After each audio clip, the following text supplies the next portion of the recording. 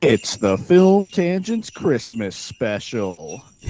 Merry Christmas, everybody. Hey everybody, Hope Merry you're doing Christmas. well. Hope your December is going well so far. And thanks for being with us here.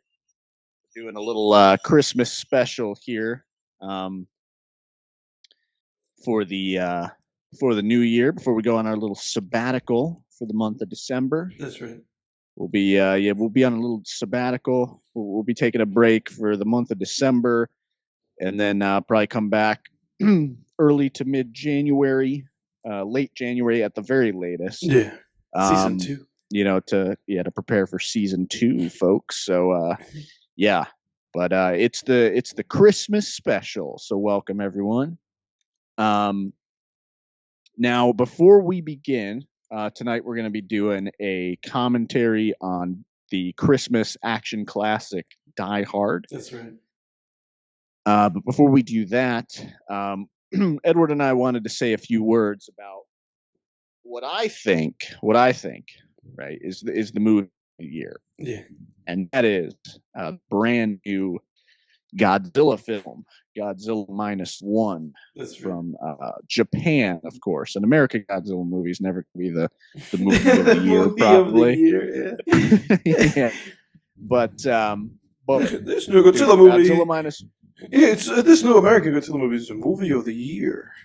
yeah, Godzilla X Kong, Godzilla and Kong, the New Empire, Yeah. movie of the Oof. year. Oof. Ain't no one gonna be saying You that, you know dude. that you know that that's like the most you know that that's like the most like just like monkey like thing. It's like I mean not obviously not just because Kong is in the movie, but it's like Monkey business. the idea of it in and of itself being like, oh, let's have a movie where they pair up and they fight. It's like, oh, that's like such it's like one of those funny things where it's like adults are making these things. These are the kind of things that you think to yourself when you Yeah, talk to the kids like in the schoolyard or when you're like in yeah. second grade. Who I know. would Wouldn't it be win? cool if Yeah, yeah, ugh. yeah. What if Kong and Godzilla teamed up to fight an evil Kong? Yeah, dude, It's like it's ridiculous. Like when Jesus. you think about the fact that like human adults make these fucking things, it's quite I know. funny. But I know. that It's aside, insane. we don't want to take too much time before we start actually getting on our Christmas commentary. But like Jake said, we're going to talk about the great new Godzilla movie from Japan. Yeah. So we actually we saw this separately. Hmm. I actually went to see it a little bit before Edward did. I went to the just being the Godzilla nerd that I am. Myself and a few other people went to the early access screening, and saw it RPX. So I had the best, the damn sound system cranked up, and it was awesome, man. And I gotta say, man, I was just blown away. I mean, I Hmm. knew it was gonna be good. I thought, like, hey, this will probably be as good as, like, Shin Godzilla, which Hmm. is a fantastic movie. Hmm. But this was on another level for me in terms of just like the human story in there that it told.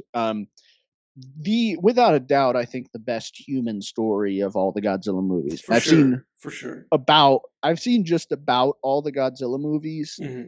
and with kaiju films in general, not even just Godzilla movies, but kaiju films in general, it's always a struggle. That's always been one of the rough spots for kaiju films, for giant monster films, is Hmm. like, what do we do with the human characters? It's like, Right. it's because there's such a size difference too. It's like there's just this huge, so the humans can't really interact. The amount that humans can interact with these giant monsters is limited, Hmm. right? Just by the scale. And they did it brilliantly in this film. Right. Uh, I mean, the story was incredible. I cared immediately about the characters. It's an emotional story with takes place in post-war Japan. Just this ex kamikaze pilot who he's still alive. So Chicken teriyaki obviously, boy. yeah, yeah. For those So who watch obviously, Curb Your Enthusiasm. oh yeah, yeah, yeah. That's right. That's right. So obviously didn't do his duty because he's still alive. That's just the nature of kamikaze pilots. If you're still alive, you didn't succeed, I Right. guess. Yeah. Yeah. And dude, just incredible. I mean, go see it. That's all I have to say. The it's hard to even, and it just made me think because when I was one thing I will say is that like I was in. Give me one second here. Microphone keeps like automatically going down in volume. It's Microphone's fucking fighting you, pissing me dude. off. It's fighting you. It really is, man. It's pissing me off. It's like, no, just fucking leave it. Leave it at this volume. But one thing I will say is that I'm in a Godzilla fan club on Facebook Yeah.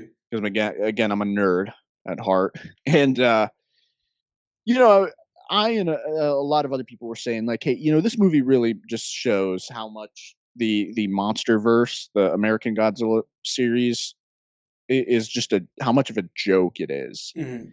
And, other people were coming in and saying like, well, no, I like the MonsterVerse movies. They're just popcorn movies. They're supposed to just be fun, this and that. And it's like, I watched Godzilla minus one, and I'm like, do we even need quote unquote popcorn movies? Right. I'm like, that was a popcorn movie is supposed to be entertaining, and I came out of Godzilla minus one. That was entertaining. Mhm.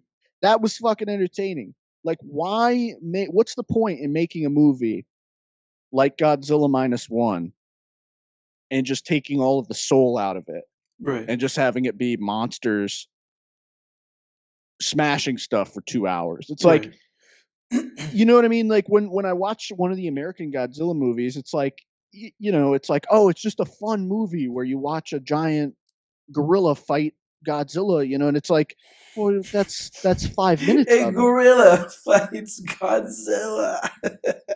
Yeah, it's like that's Yeah. 5 minutes, Yeah. and the Yeah. last 10 minutes, but what's the rest of it, Right. why take the soul out of it?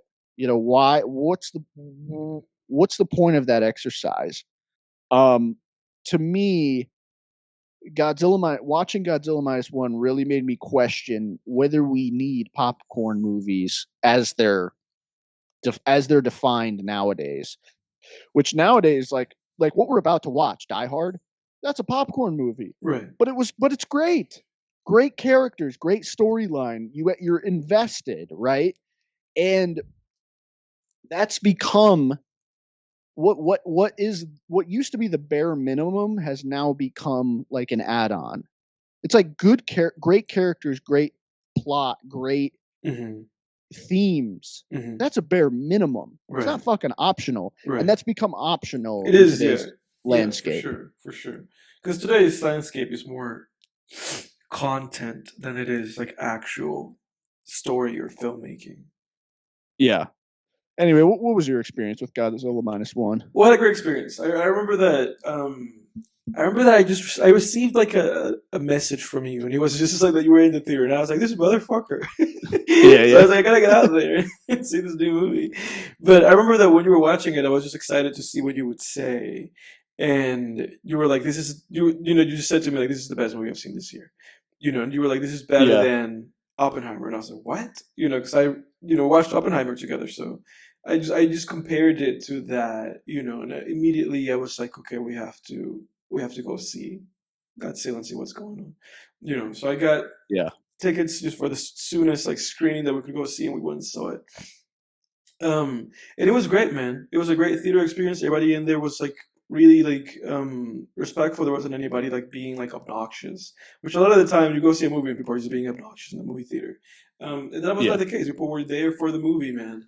And I have to say, I mean, it was a great film, like 100%, just like great film, great Godzilla movie.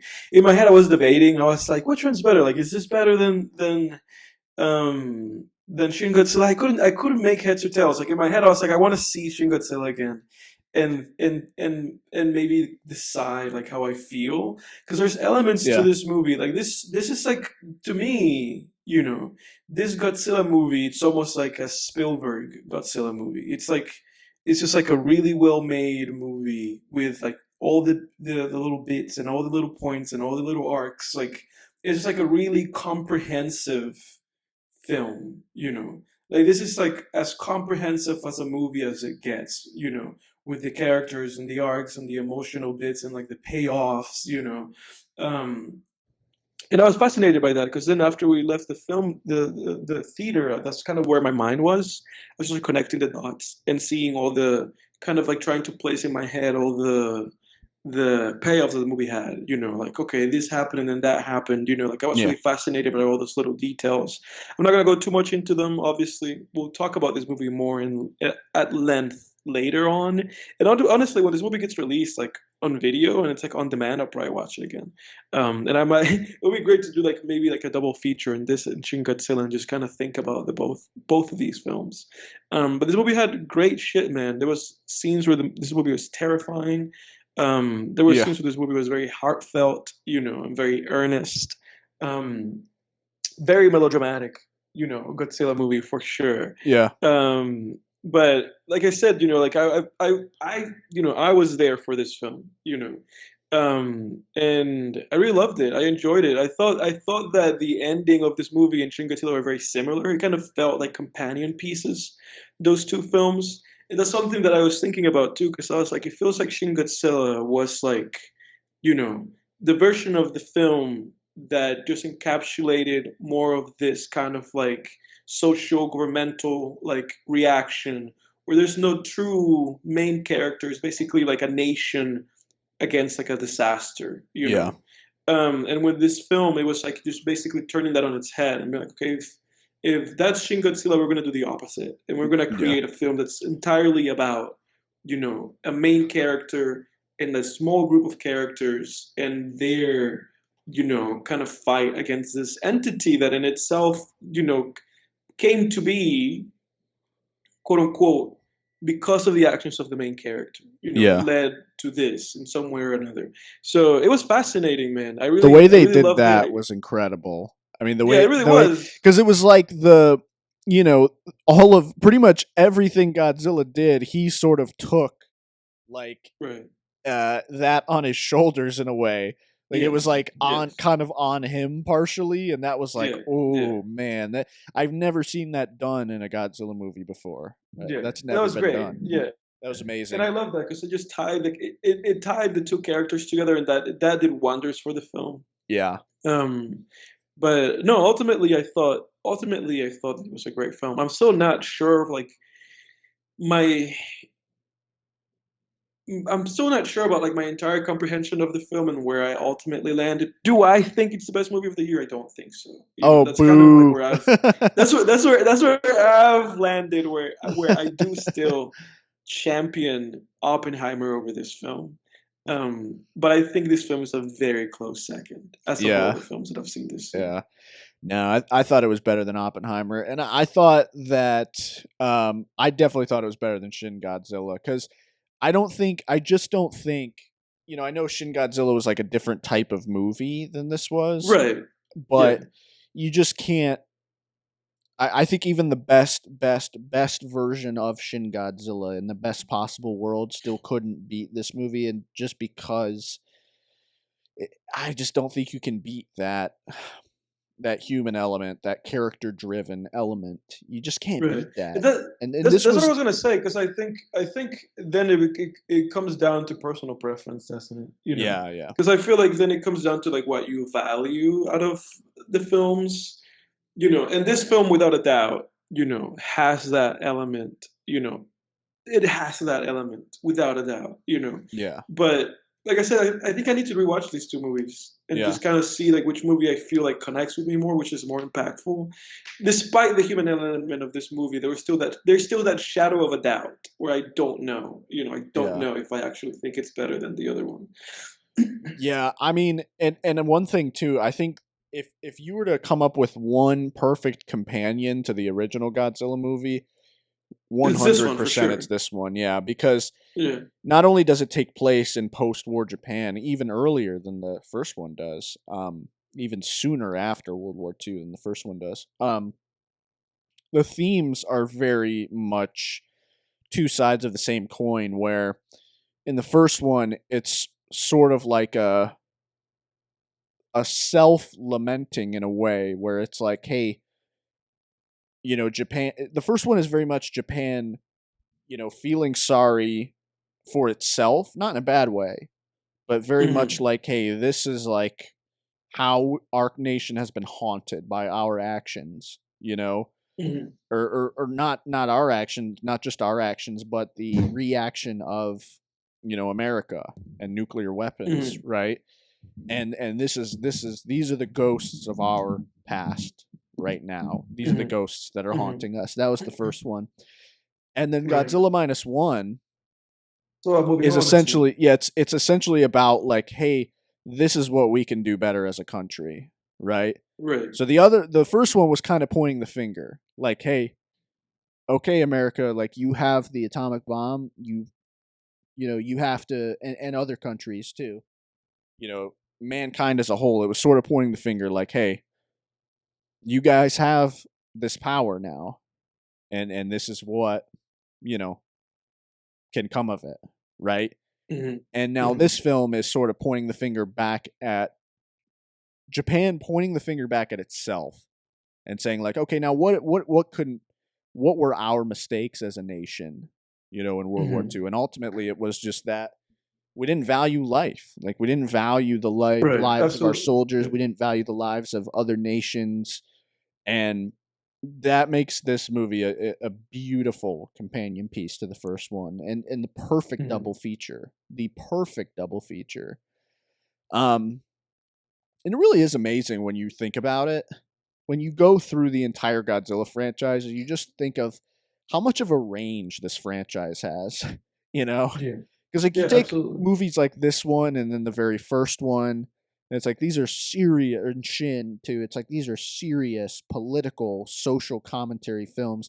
But then you have something like Final Wars, and it's like, well, but it can Mm-hmm. also be X-Men meets Godzilla meets Matrix Right. meets Star Wars. Right. It's like Right. the franchise is so fluid and so diverse, and that's something that I love about the Godzilla franchise. It can be whatever it needs to be, and Mm-hmm. this was the franchise though at its best, I will say. Yeah. No, I Um, do have a question for you. yeah, And this is a question based on that thing that I was looking at when you and I were talking before the show. yeah. Which Godzilla do you prefer in terms of design, from this one or the Shin Godzilla film? Oh man, I mean, yeah, it's hard because I mean, this is like Godzilla has gone through so many designs in the past Yeah. 70 years now, that he's almost 70 years that he's been around. And Old boy. I mean, between minus one and Shin, I mean, I would say minus one is just very much more of the classic design. Mhm. It's very much the more just pro forma design for Godzilla. Very Mhm. simple. They weren't trying to do anything crazy with it. No. It He borrows a little bit from the Shin Godzilla design, though. I guess with like the scarring and stuff. Mhm. Yeah, Mhm. but really that's kind of where those similarities begin and end, I think. Um, or do you see more? Because I didn't. No, no, that's where I am with it. Yeah, because they did take some of that like nastiness, I guess, with like Mhm. the Wolverine regeneration, which was cool. That was cool. Mhm. We've That was only cool. we've only seen that. I think he did that in Godzilla 2000, if I remember correctly, where he regenerated like that a little bit, but it was done really well in this one. But yeah, so I would say, I mean, I probably prefer the minus one design. I would say the Shin Godzilla one is the more unique and innovative design.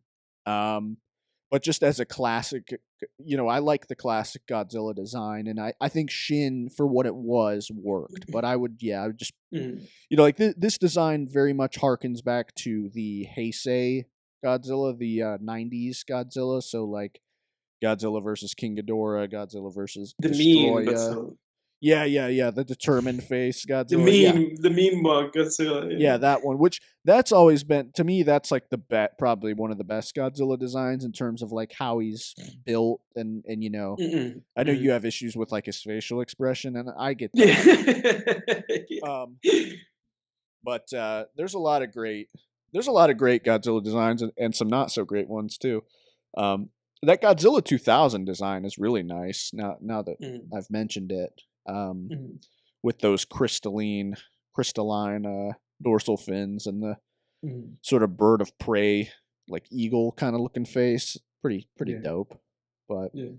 but yeah, I would say -1. I'll have to go with as a Mm. classic Godzilla design. I What respect that. about you, Yeah. man? You gonna go? Oh, Chin for Yeah, sure. you're going Yeah. with Shin. Yeah. Yeah. Shin's just such a weird design when you look at It the is. rest of Yeah. Godzilla. It's a weird. He's almost like not even a reptile, really, as Yeah. Shin. Um, he's like kind of a I don't know. He's just like this hell beast as Shin. Yeah. Yeah. That's what I like about that one. That's Yeah. what I like about that one. I mean, don't get me wrong, dude. It's fucking cool as shit. Yeah. But anyway, but we'll get more. Season 2 of Film Tangents. We'll definitely do a full episode on -1, for sure. I can commit to that. Yeah, dude, I'm down for that. Well, with that being said, folks, I think we're gonna get to our film of this week. We are watching Die Hard with Bruce Willis, the Mhm. Christmas action classic from the '80s. That's And right. Edward, you ready, man? I am ready, dude. Whenever you are, let's get this going. All right, let's do it. Since you got your phone, you can start it from the. Give us From zero. give us an on 3. Yeah. Yeah. All right, buddy. I'm gonna give you guys a countdown. On three, two, one, go. Boom. All right, we got the There 20th you Century go. Fox logo, and we got the lights going, the little searchlights. Yeah. All right. Yeah. I haven't seen this movie in a while. Funnily enough, like the latest like Die Hard movie I've seen is the second one. I think I saw Die Hard 2 like end of last year. Oh, Like around really? the end of last year, I'm pretty sure. Oh Yeah. shit! I haven't seen any of the sequels. Really? Die Hard 2 is pretty good. Is it? Yeah, it's pretty good. I would recommend it. It's a nice time. Like it's not great, but it's a nice time. Here he is, nervous on the plane. I remember this. Immediately humanizing our hero. Gotta turn the Bruce Willis. subtitles on.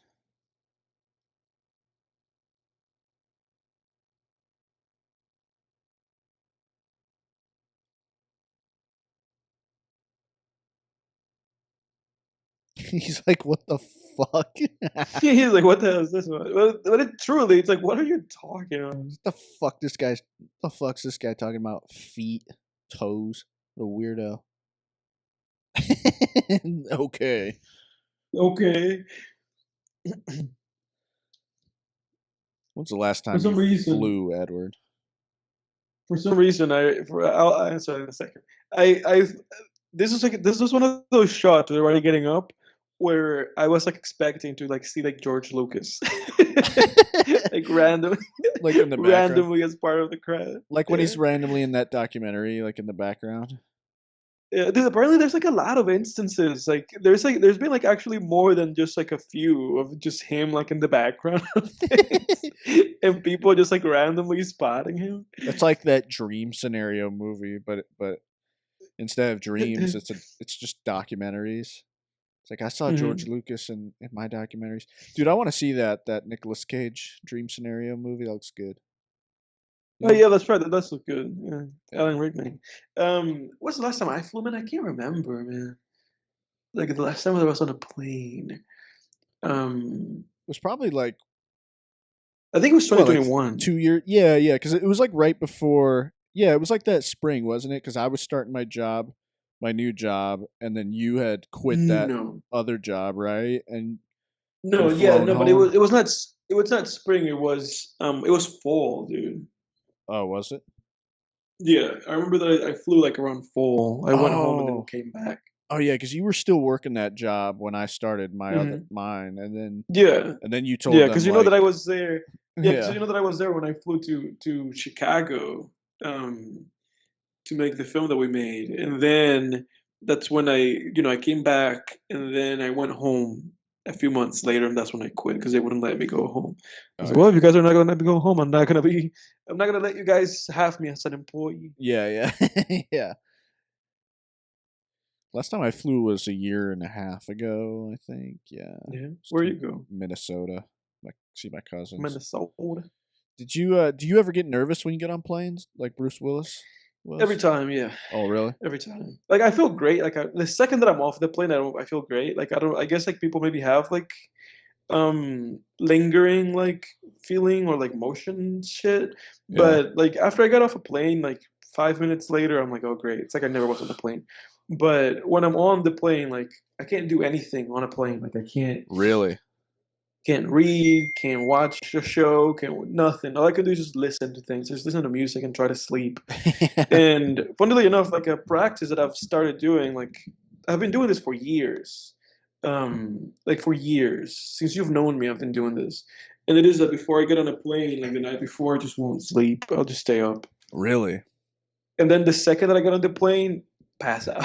And then I wake up and I'm where I need to be. You just get kind of nervous that it's gonna crash, basically. I feel like that every time when it's getting going up and when it's coming down. Yeah. Like I never feel that way when the plane is like in the air. But when it's like going up, dude, and when it's like, when it's like, oh, we're gonna land, I'm always like, oh, geez. Yeah. Yeah. Because that's when you feel it. That's when you actually fucking feel like the trip. Yeah. Yeah, I saw, there was like a Reddit thread that I was reading a while ago about like how it was like, oh, today I learned that you have like a 1 in a billion chance or whatever of dying in a plane crash or something like that, and then someone commented like, yeah, but I still have a fear of flying because like one, a crash in a car might not mean anything, but if your plane is the one that crashes, it's over. There's no surviving it. And then Yeah. they went into detail of like describing like you hear a boom outside of the window and you look and you see that the wing's gone, and then you hear the Yeah. plane like struggling to hold itself up in the air as you watch farmland that was beautiful now rushing toward you. I was like, holy shit, dude. You're really afraid of flying. Yeah, that's a lot, dude. But it's I kind try of not to think true. about it too much. It is true because like if you are the one plane that crashes, you're done. I mean, there's no Right. like there's no getting out of it. Right.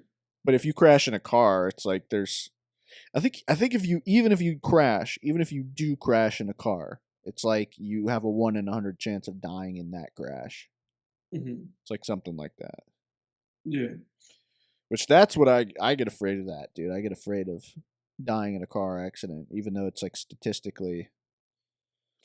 I mean, it ain't nothing. It's not statistically nothing. It's not nothing, and it also feels like even if you do and nothing happens to you, something could still happen to you, but it's just not that. Yeah, Yeah,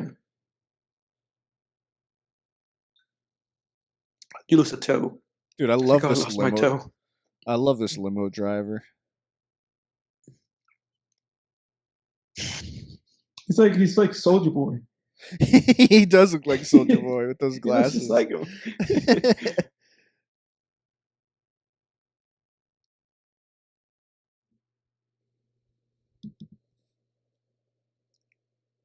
He's very fast, Argyle. Our guy. So yeah, why don't you come live here, dude? Why are you happy? Why are you happy with your circumstances? Yeah, Or you're probably your wife's first but not last husband. yeah, yeah. Exactly. You're very fast, Argyle. He throws on the Christmas rap music.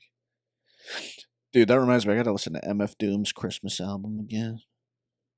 Sounds like a vibe, dude. Yeah, no, it's great, man. I gotta send it to you. It's not really his. I mean, it's like a cooking soul.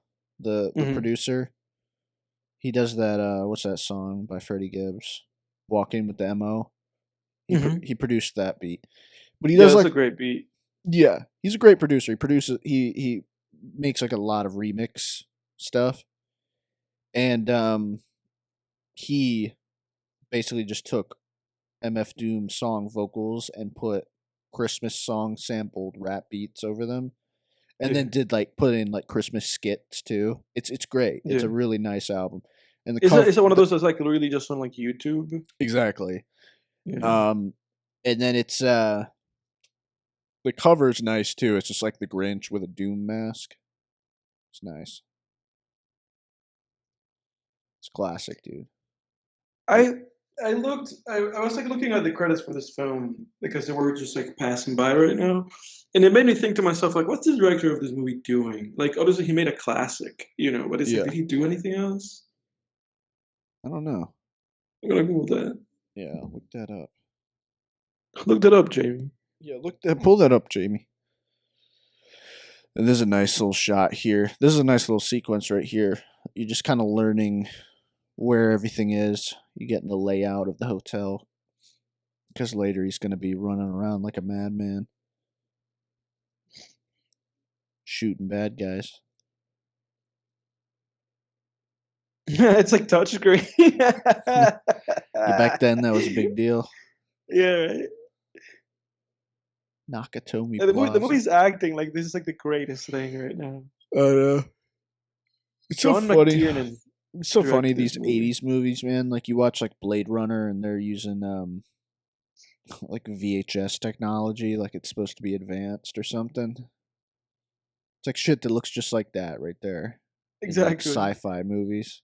Yeah, and it's like, oh, this is as good as it gets right here. And it's Yeah. like this is some doo doo, man. That wasn't working at the time.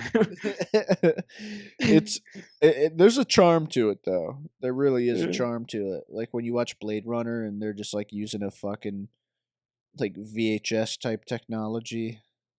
What I forget what that's called. Well, Dude, it's like this retro futurism is what it's called. I underrated this director. I feel like we probably should have known more about him. Giving this man his dues. This man is a heavy hitter. Um, he directed Predator, dude. Oh shit! It's just Die Hard and Predator are the same director. Yeah, Die Hard, Predator, and The Hunt for Red October. Oh wow, I haven't seen The Hunt for Red October. Neither have I. But he also directed The Last Action Hero, like that one movie with like Arnold, Oh yeah, I haven't seen that where either. he like his son that wants like a toy, and he's like just trying to get his son like that one like action figure toy. It's like a decently fun movie, not good but fun. Oh, And he okay. also directed Die Hard with a Vengeance, so he directed the sequel, I think, to this. Die Hard with a Vengeance, bro.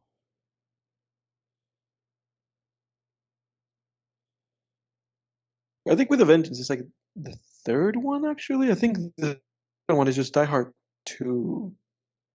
And then there's one called A Good Day to Die Hard, right, or something like that. Yeah, yeah. It's funny because like when I was like learning English, and I was kind of just getting the slang of everything and getting the go of everything. I was like, what does this mean? And for a while, I just thought that it was like about dying hard. Yeah, it's not it at all, man. I was like, what kind of movies are these? What's going on in these movies?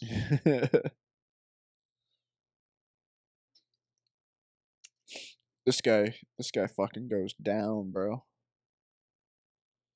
Later on in the movie.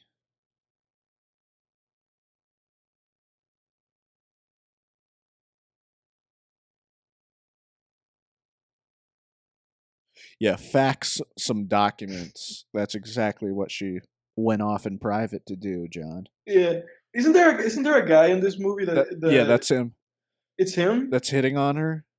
Yeah. Yeah, that's the guy. Okay, so she's not off sucking him off. No, she doesn't actually reciprocate it, I don't think, but it makes you fucking hate this guy. Such a douche. Slimy. Yeah, he's so slimy. doing coke. He gets what he deserves, though. Get Well, what I he don't know if he fucking deserves exactly what he. deserves. Yeah, I don't know if he deserves what he gets later, but it is satisfying. Yeah, like, what if he's like In a a movie. great guy, just Yeah, like yeah. struggling with addiction, but he's like great. He's like a really good guy. Like, you know, he like works at a kitchen, like for homeless people, and he's like doing all this charity work. Yeah, he's like a much better man than John McClane. Yeah, That'd be such a weird thing to have a long distance relationship with your wife. with your wife. That's odd. Probably for the best for a lot of married couples. I mean, let's be honest. Yeah. Dude, I can't wait to not get married. Oh my god. It's gonna be awesome. It's a Rolex.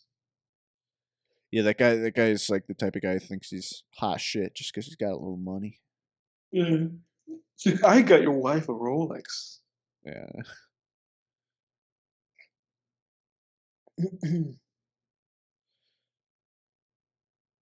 Yeah. If there's one thing I've learned, it's that your bank account number gets up to a certain amount. It doesn't alert the women around you. Like that's the thing. Our generation is so fucked with that. Yeah. It's like they think that like, oh, you get the This is the money and way. then you get the women. It's like First you get the money. yeah. It's not how it works. Dude, there's so many rich guys whose girlfriends are like cheating on them with a bartender.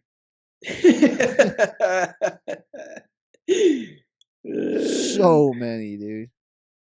The sad stories, the sad tales. Yeah.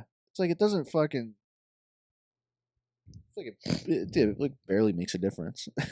No, It's like that's like the naive like teenager who saw Wolf of Wall Street. They like right. think that's So look at Leo. yeah. Look at Leo with all that money. It just gets Look him at all him these go. chicks that he's paying to Yeah. have sex with. Yeah.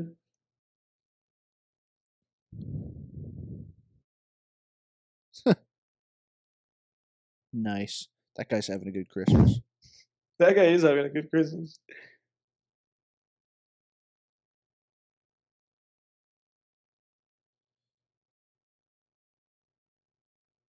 What happened to Zed?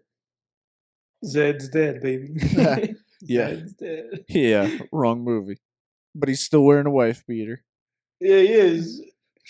Like that shot of him in the bathroom, or her looking into it, like looking in there, just looks Yeah. like that shot in Pulp Fiction. Oh, yeah, it's so true.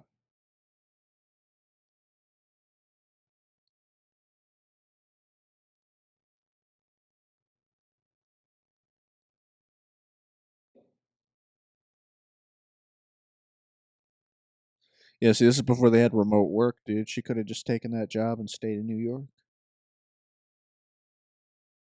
What is his idea of what marriage should be? That's what I want to know. I don't know. I don't know, Edward. Maybe it's true love. You ever think of that? Maybe it's living together on a meadow, bouncing your kids on your knee.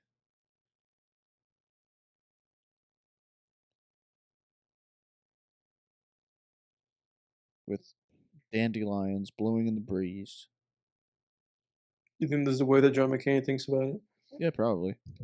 with his wife beater? Dude, look at those muscles. So I'm trying to get my arms to look like. I'm getting there, dude. I'm almost there. Probably pretty close to that right now. Yeah. How long have you been working at it? I mean, years. It takes years to even like. It takes a long time to like really build a solid, bodybuilding. It takes a long ass time, dude. Yeah. That's the reality of it. Not not if you take steroids. Yeah. But that's what a lot of bodybuilders do, man. Dude, Arnold, he was on fucking steroids. He admitted it Of back course. yeah. They're dude, those guys were on crazy amounts of steroids. Oh, this guy is the man. Dude, this guy's similar to the other henchman in RoboCop. Mhm. You know what I'm talking about? Is that like an archetype? Yeah, yeah, yeah, yeah, I know Like what the you're talking about. I goofy know what you're talking about. guy, the goofy Who guy is like who ruthless. yeah, he's Yeah. just like I just love killing. Yeah, And every time that someone is. dies, he just laughs, he just giggles. He just laughs about it, yeah. And they're like because they also always walking away or like their bodies like just hyperactive. They're Yeah, his just swinging their struts. limbs around. Yeah, Yeah. yeah. He's like, I found his partner. I killed her. It's like the same fucking stock character right there. Yeah. You know what my favorite version of that is? My What? favorite version of that character in a movie. You know what it is? Tell me. I can't think of it. Charlotte Prince in 310 to Yuma. Oh shit. Wait a second. Is that the actor's name or the No, character's that's a name? character. Ben Yeah. Foster you're talking about? Ben Foster. Oh Yeah. yeah. Yeah, he's great, dude. Like from ever since I saw 310 to Yuma, and he played like second fiddle for Crow. What's the name of what's the full name of the guy? Oh Russell yeah. Crowe. Russell Crowe. Yeah, what was his name in the movie? I forget. It's like Ben. I think it was Ben. Oh yeah, I think it was Ben Foster, right? Something like that. But like I remember that when I saw 310 to Yuma, I was just like blown away by his performance in Yeah. that film. Not Crow, but what's the name of the other actor? Ben Foster. Ben Foster. Oh Yeah. no, that's the actor's Um, name. I'm like sitting here saying that Ben Foster was the fucking name of the character, and god damn it, the I'm like main all guy. over, Yeah. yeah, I'm all over the place right now, dude. But I Oh think my I God. think the main guy's name was also Ben. I think that was his name. Yeah, it was Ben. It's gonna drive me nuts now. It was Ben something. I'm like sitting here like, oh, his name was Ben Foster. The name of the actor that we just mentioned. 310 to Yuma. Folks, there's been some drinking already in this podcast. Yeah. Oh no, I think his name what's his name? Wade? No. Wait, it was a Wade. Ben Wade. Ben Wade. Ben Wade. I knew that it was Ben. I knew that the first name was Wade. Was Ben. I knew it. I was like, I have it in my head because I love Tristan Dream. I've seen the movie like 3 or 4 times. Yeah. Best James Mangold movie, I think. Oh, for sure.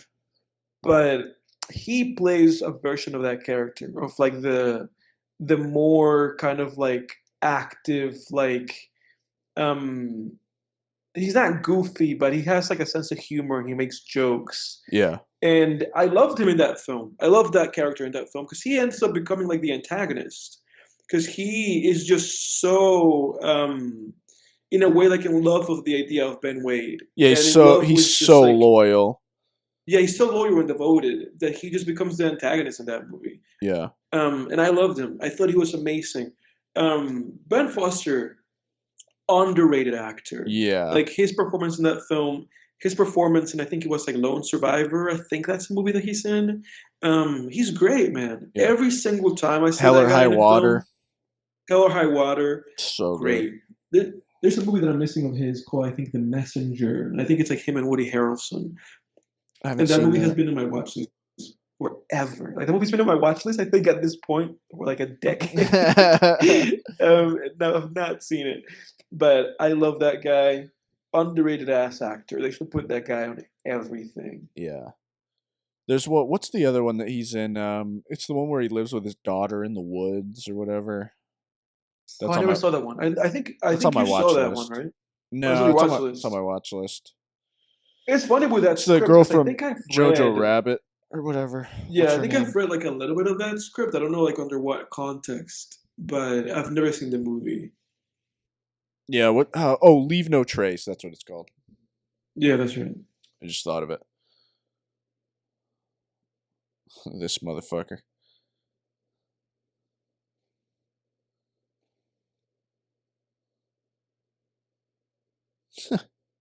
It's like not even letting Just racing. his comrade do his fucking job. Soldier Boy? Yeah, I'm really I really crave like scary villains in cinema, dude. Scary, depraved villains. You know what villain I was recently going back to was because you haven't seen the show The Wire, have you? You have not. No, I've not. I don't even know why I'm asking you because I already know the answer. It's like for the Yeah, purposes you of know, I haven't seen. yeah. It's like I'm gonna ask you a question that I know the answer to, but for the If you already know the question, if you already know the answer to your question, then why ask? yeah, I know it's fucking If you stupid. already know the answer to your question, Jake, then why ask? I You don't know the know. reference that I'm making? Yeah, yeah. No, I don't actually. That's a reference to I guess because I've only shown you this movie once, but it's a reference to The Master, the Paul Thomas Anderson movie. Oh yeah, dude, that movie's so good.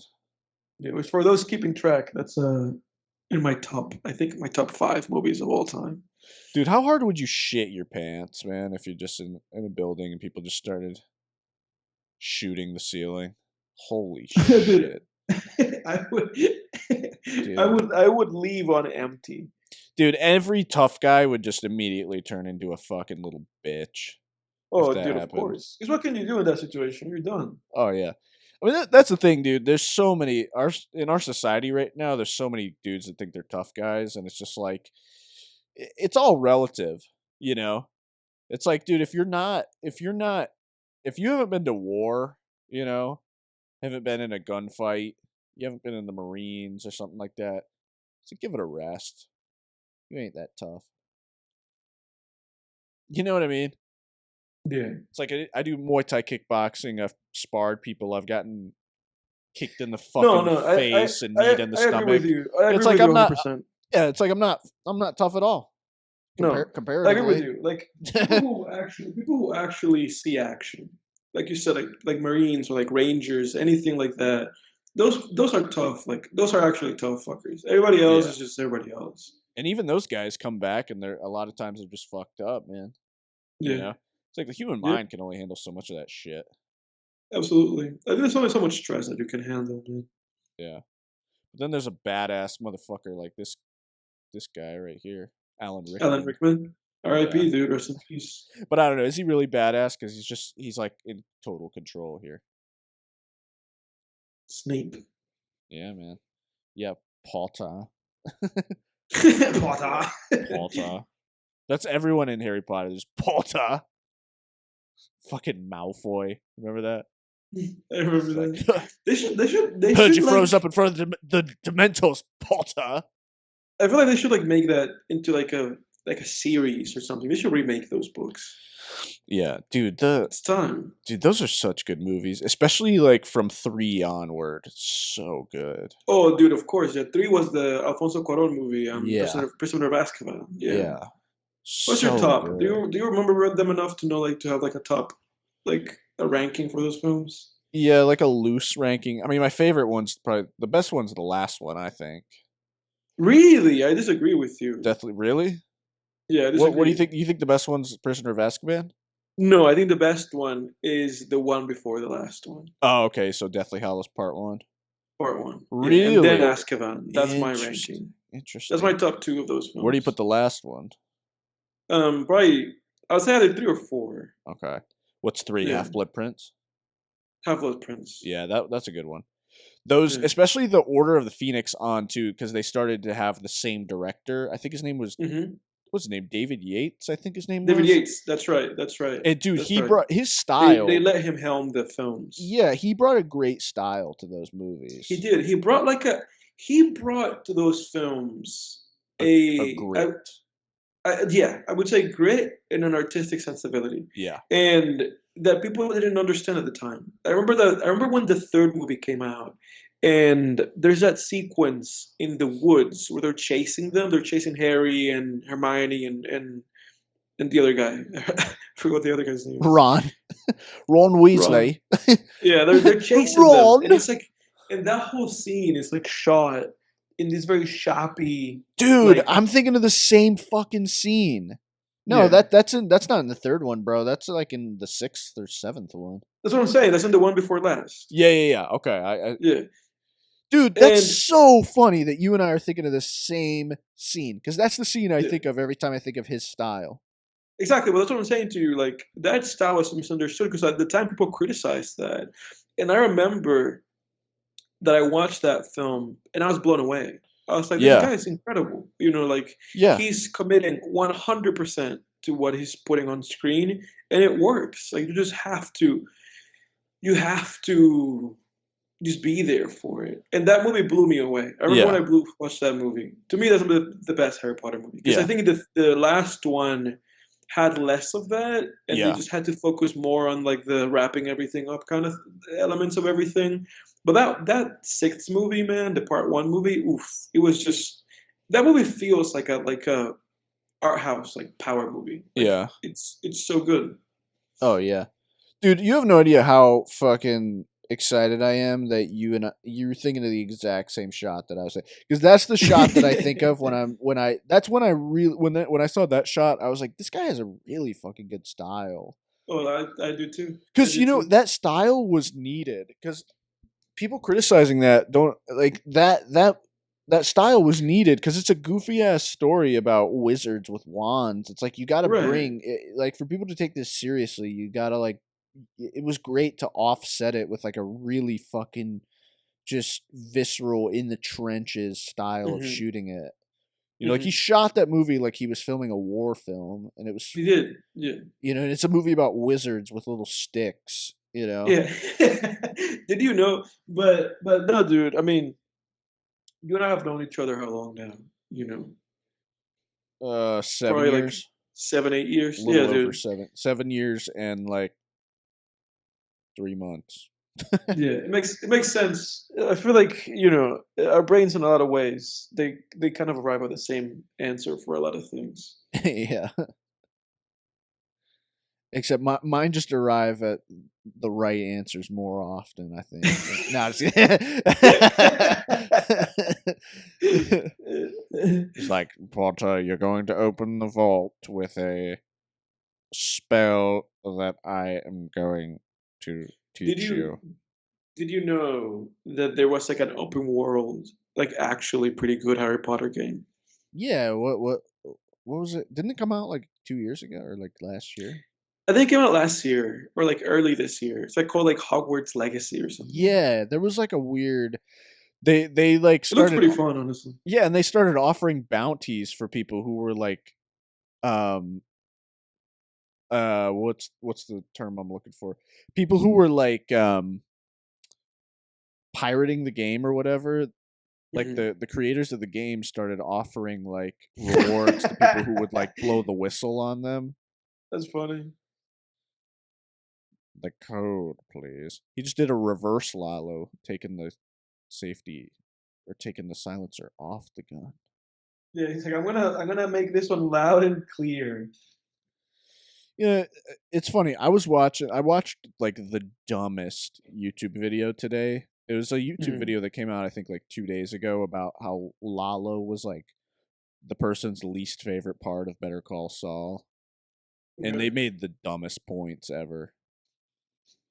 It was What like was the one of them? stupidest points. The worst point that they made was probably because they talked about how he like, shit. Hang on, headphones are falling off here. Fuck.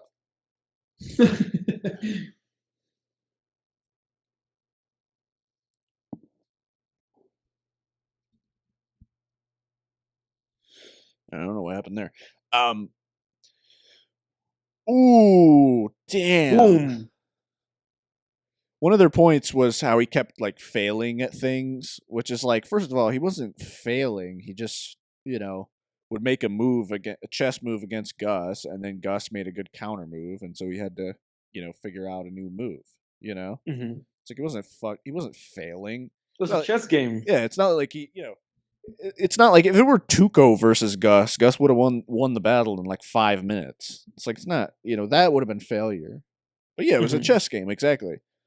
And they were talking about how he was in Germany, and they were like talking about how he was like seducing Marguerite Ziegler, and then she like didn't let him into her house, and they were like, this part just makes Lalo look like a dweeb that can't get any action, and it's just like, what is this, a fucking? But it wasn't a troll video, like, it was serious, and Really? I'm like, don't you? I'm like, this person. It's like you barely watched the show, because there's a moment where she like wants to invite him in, and then you can tell she's thinking about Werner, because Mhm. she's a widow and she's still grieving over her husband, and that's why she doesn't let him in. It was like shit like Mhm. that, where it's just like, dude, did you even watch the fucking show? I don't know, man. It's so weird. Dude, People's I opinions are odd, man. but that's the thing. That's I mean, you know that we've ranted about this on the show about just like the unending, you know, videos about Breaking Bad or Better Call Saul, that they are all the same video. Yeah, It's just another. It's like another clone of a guy. It comes out and he's like, "Oh, let me make this video as if nobody made it before." I yeah, stopped watching those fucking videos, man. Like every time that I see like one of those videos, like, this scene of Breaking Bad was genius, and yeah. here's why. I'm like, This is the you can take that. moment Walter Like, became Eisenberg. like no, with me, every time I see those videos, I'm like, you can take that opinion and take it to the bank. Yeah. Because I'm not gonna buy it, my friend. Yeah. Well, so that's kind of the reason I clicked on this video, because I was like, whoa, this is a hot take. Like everybody Mhm. likes Lalo, Mhm. everybody. He's like the best Yeah, part of the show for but most people. you know that that's how you get like, that's how you get like 100K views on a YouTube video. So Right. you just say whatever. It's like you just go against the grain, Contrarian. Yeah, even exactly. even if there's nothing to what you're saying, even if you're saying a bunch of BS, Yeah. Because the thing is that, and I've realized this. I've realized this, because I remember that somebody made like a post. And it was like some outlandish opinion. And I was like, how can somebody have this opinion? And I Yeah. went on the comments of the post, right? And one guy was like, how can you even say this? And another guy replied, he was like, welcome to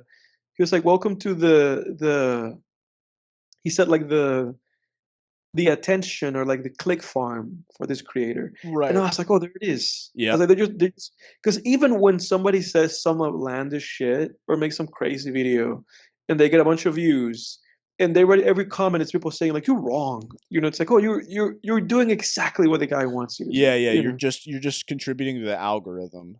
Exactly. Yeah, exactly. Because I thought, because when I watched the video, I thought it was going to be something serious. Like I was interested. I was like, okay, because Lalo's probably my favorite part of Better Call Saul. Hmm. Beside with the exception of some of the other great things. But I mean, I think without Lalo, that show would not have been even as close to as good as it is.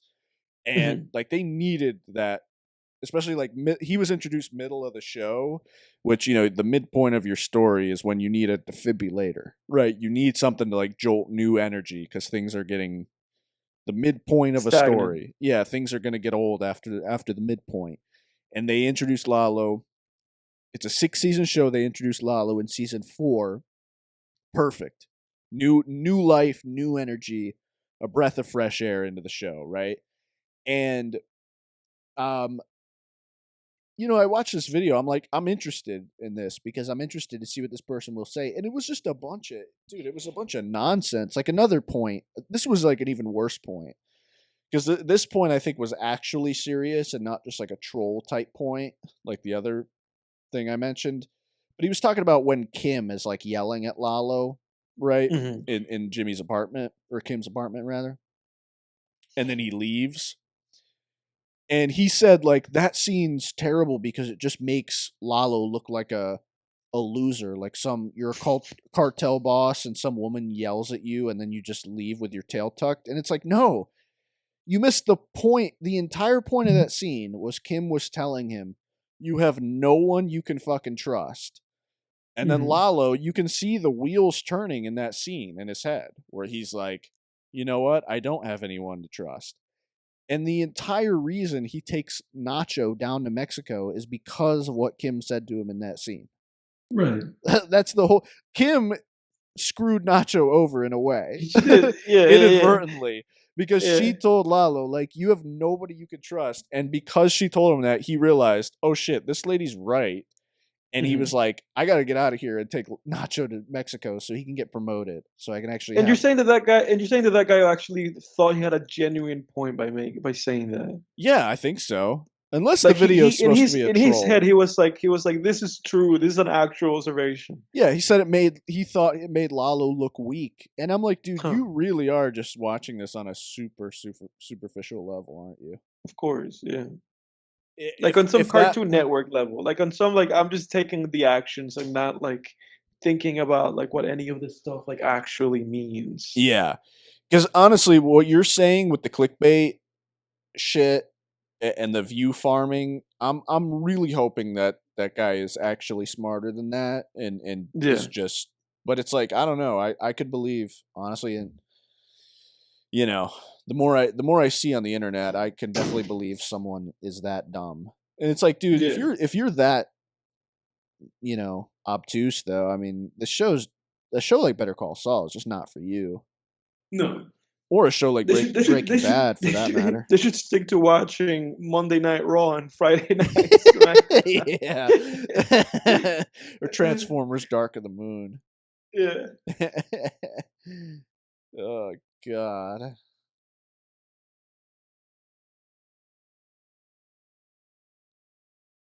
This The guy really guy's got his. yeah, and that's like the brother of the long-haired blonde guy, and then he Mhm. wants revenge the whole movie. Which again, that was great. Like that's great how they do that. They create stakes for the one of the henchmen even.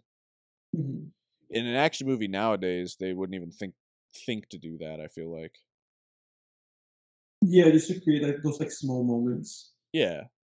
Yeah. Yeah, it's like you add stakes on a large level and then smaller stakes for the, smaller characters. Yeah. Like what action movie nowadays actually makes the henchmen into a character in and of themselves? An Yeah. actual like multi-dimensional character. Not many. Everything's a joke these days, man. Everything just is. Yeah. But again, this is what I'm talking about. It's like this movie is a quote unquote popcorn film in the sense that its main goal is to entertain, but it's got a great story. It's got the bare minimum of a great plot, great characters, and clear themes, and clear stakes. I mean, and I don't know. It's like nowadays, popcorn movie means something else. Just means shoving as much flashy shit into 2 hours as possible. That's what it be, dude. Yeah. I wonder what's gonna come next. Like obviously a lot of conversation lately has been around Marvel, right? Because Marvel's been kind of like decaying. It's like a zombie right now. Yeah, All it's these got it's Marvel got to movies. go, dude. But it's like what replaces that? It's like we've had superhero movies now for like this whole century has been superhero movies. Yeah. So it's like what comes after superhero movies? Yeah, It's like man. the thing that I'm wondering right now. I don't know. Maybe kaiju movies. Maybe Godzilla's the next thing, dude. Do you think so? Could be. I mean, the There's, Transformers had there's their a bunch of run. Godzilla and Kong movies. Could be. I mean, if Transformers could have a run, I don't see why Godzilla kaiju movies can't have a run. But they're gonna be fucking awful, like the Transformers Exactly. movies. Yeah. But I don't know. There is another side of me that is kind of like, like what I messaged you the other day of like, dude, we have to get just hammered and watch this Godzilla versus Kong movie. I've felt that way about watching Morbius for Yeah, years. dude. Yeah, yeah, yeah. Yeah. Morbius, Porbius. Yeah, it's like I don't know, maybe these are just movies you can't watch sober. I don't know. Yeah. Yeah.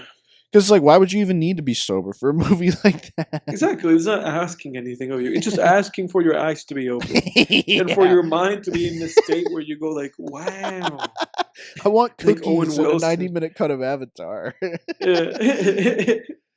This is Wow. I love this little like again, like this movie, it's what I always talk about with process, It's just like this movie is showing us his process. He was just writing the names of everybody on his arm. That was brilliant. Mhm. Ooh. Dude, you almost got your ass jacked. Mhm.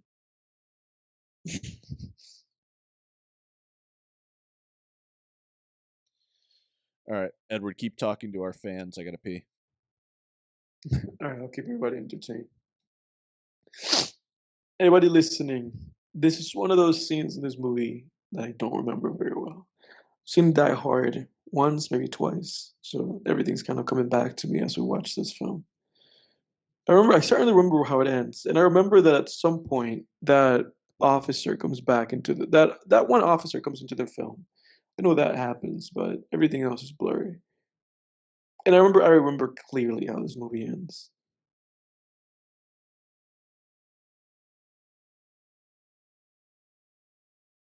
Hmm.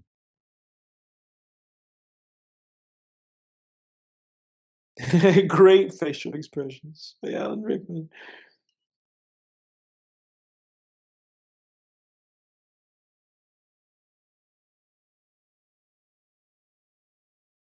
It's like, oh, my husband's in the building.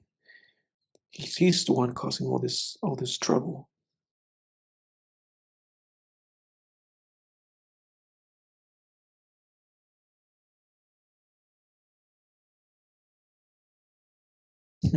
Got him.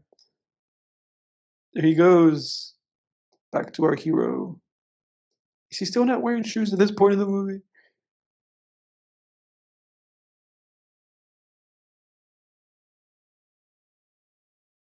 Uh,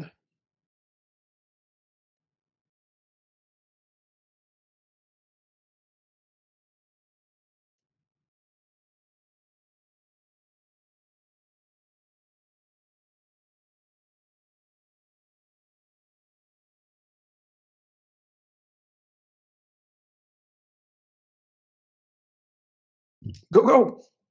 Smart guy. It's like everybody else is like, oh, I don't know. Where would be the best place to transmit a signal? Probably from the underground area.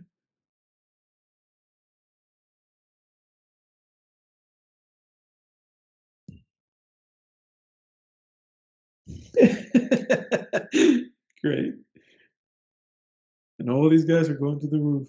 Hey, I've seen that guy somewhere. That guy's somewhere else. I feel like I've seen that actor somewhere else, and he's just like in this movie.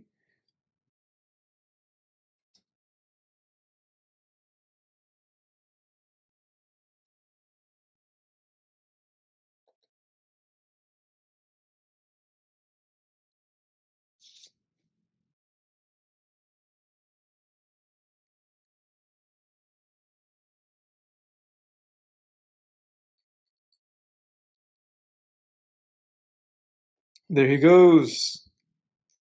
They didn't believe him. Hear me? Yeah, I can hear you. All right, cool. Hey, guys, was he telling you bad shit about me while I was gone? No, I was literally talking about when this guy would come into the movie. I was like, when's that one guy gonna come into the movie? Yeah. Like, I know there's a police officer here that becomes like his buddy over the walkie-talkie, but I couldn't. Oh I yeah, was like, when does that guy actually come into the film? it's 45 great. minutes into the movie, and he's here. Well, I'm gonna do just like you did, my friend. Everybody, I'm gonna leave it with Jake. I'll be back. All right, I'm gonna talk some major shit while you're gone. I have this recording. Yeah, Don't you're me. don't be held You to can find out. it. Well, folks, it's the Film Tangents Christmas special. Yeah, be sure to like, subscribe if you're not already, and hit that bell notification. That little bell down there. What you want to do is just click on the drop down and click all notifications, so you're notified every time a video comes out, so you don't miss any of our beautiful podcasts. But yeah, we're gonna if you're just now joining us, we're sorry, gotta adjust the volume of my microphone here. But we're gonna be taking a little time off. We're gonna take December off for the holidays, and for New Year, I'm actually gonna be moving to a new city, starting a new job as well. So exciting stuff! Truly a new year with some changes, but it'll be good. And then we're gonna start the new season of Film Tangents, probably early to mid January, and we'll do it all over again, folks. But for now, it's the holidays. It's the holiday season, baby. Oh.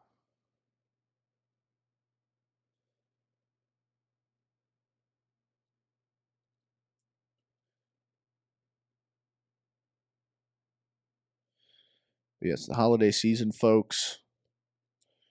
I don't know, not everyone likes the holidays. I love the holidays. It's a beautiful time. What about you, Edward? You like the holidays, dog? Oh, dude, for sure. It's a Yeah, great man. time. Some people don't like the holidays, or they don't give a shit about them. I love the I holidays, feel like man. whoever those people are people who don't have a job. Yeah. I feel like whoever those people are like dungeon dwellers. Yeah. If they have a job, it's like there's a lot of days off, vacation, bonuses. Yeah. That's true. Time with the family that you don't see very often. Like everything's a plus about it. There's nothing wrong. There's like nothing like. There's nothing wrong about the holiday season. Yeah. Yeah. I mean, my favorite time of year, dude, October through December. It's the best time of the year right there. It's the I think I best, agree with man. you, man. I like it, and I also like May Yeah. from May or like June through the summer. Summer's all right. I'm not huge on summer. Like summer's just I like being at the beach or the lake during the summer, but I could take or leave like just the general summertime. I mean, it's nice. There are nice aspects to it. I guess.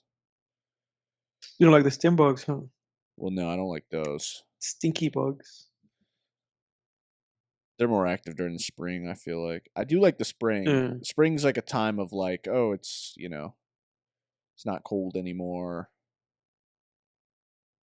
It's a time of new life, a time of rebirth. Yeah, I don't know. Anytime, like, I feel like the shittiest thing to me about the summers is bugs. Like, I just hate bugs.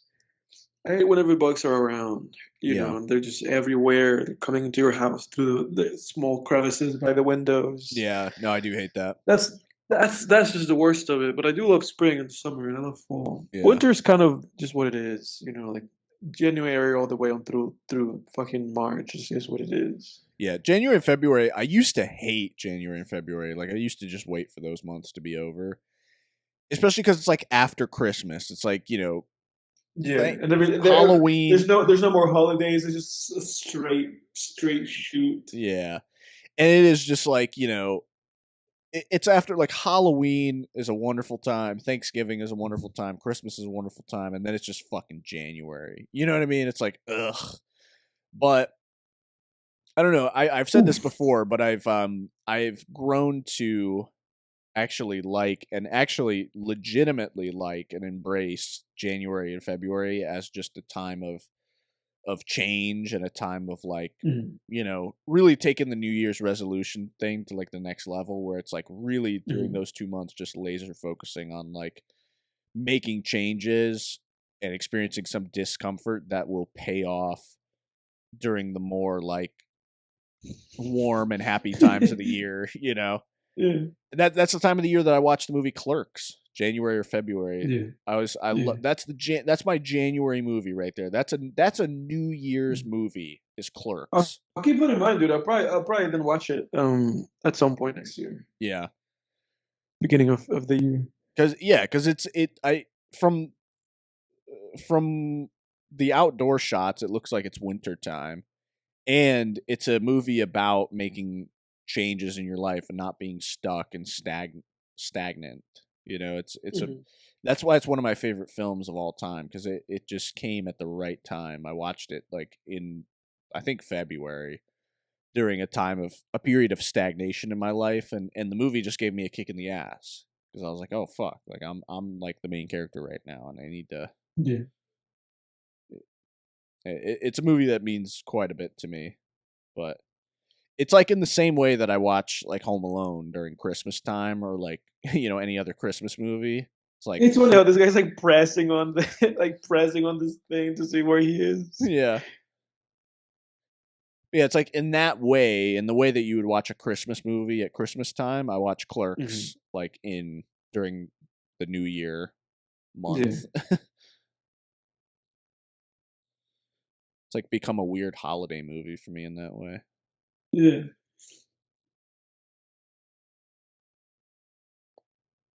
Because I think the New Year season could be more than what it is.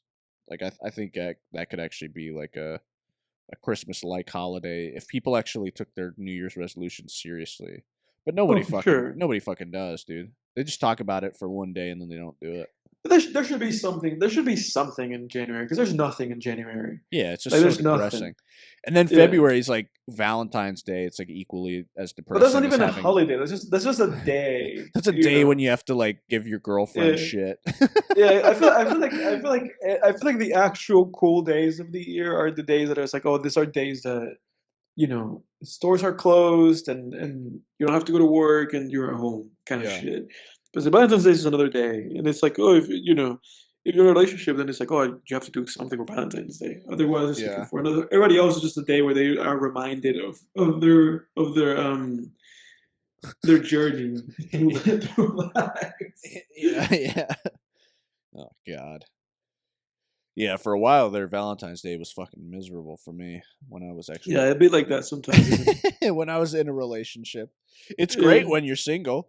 A lot Yeah, single. just buy yourself some ice cream. Oh, I know, dude. Watch a movie. Usually it's the opposite. Like single people are like Valentine's Day sucks because it reminds me of being single. I'm like, and your problem is like, it's beautiful.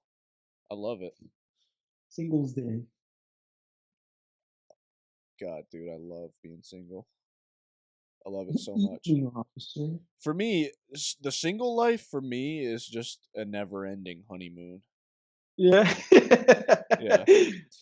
And if people are listening to this and are like, "Oh wow, Jake is just coping hard, this and that," it's like, yeah, fuck it. You can think that all you want. I don't give a shit. Yeah. Go ahead. I'm telling you exactly how I feel. Everybody has their experiences, man. And Jake is a man who's lived his own experiences that have put him where he is. I love it, dude.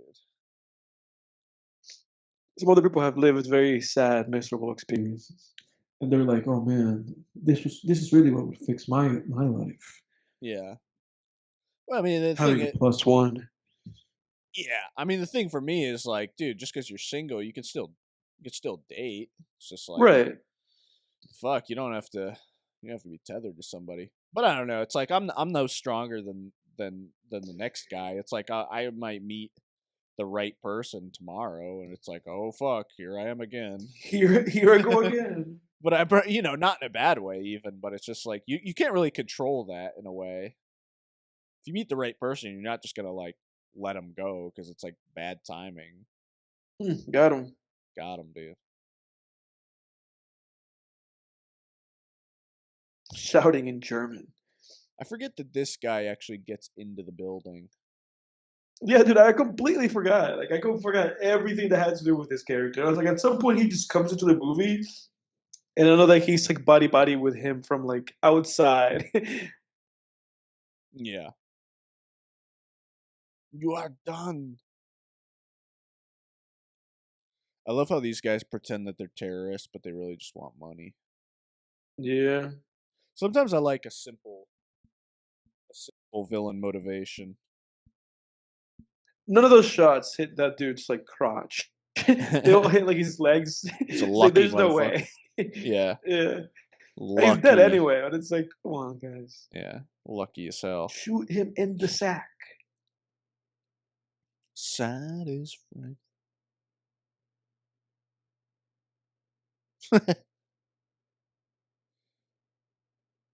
Welcome to the party, pal. That line's coming up.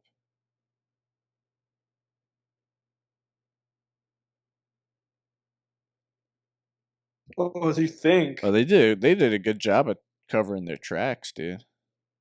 You think Mr. Family Matters? But you're wrong. Holy shit. Holy shit. I think this is the shot where like the limo drive with the limo. Ah, there it is. There it is. Welcome to the party, pal. Beautiful. There it is. There it is. I love that. It's just such a fun movie. Yeah. He's just reversing the whole time. Bam.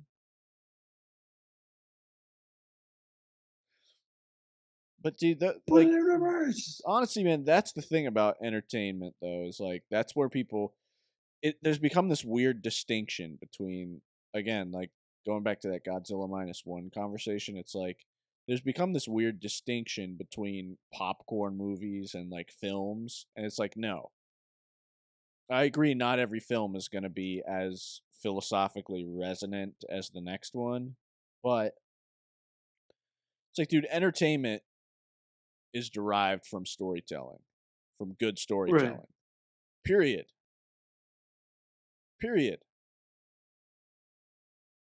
You know, it's like if I want to be like quote unquote popcorn entertained, I can watch a fucking real police chase on YouTube for 5 minutes. Right.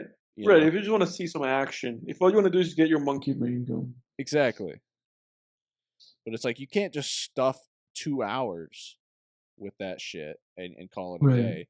But that's what Hollywood's Call doing. it a Transformers movie. Yeah, Call it exactly. Transformers Dark Side of the Moon. Yeah, but that's exactly, dude. That's what Hollywood's doing now, though. Like, dude, I think I was 13 maybe when that movie came out.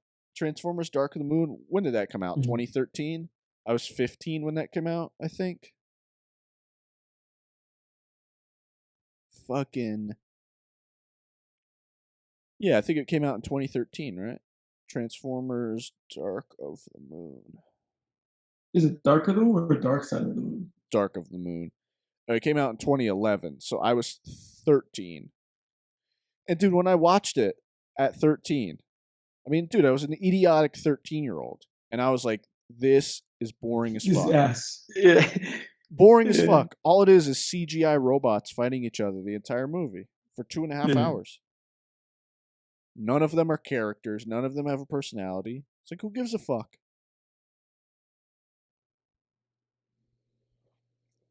Dude, I love when he's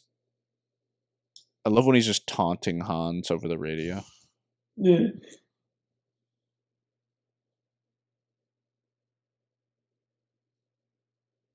Paulta.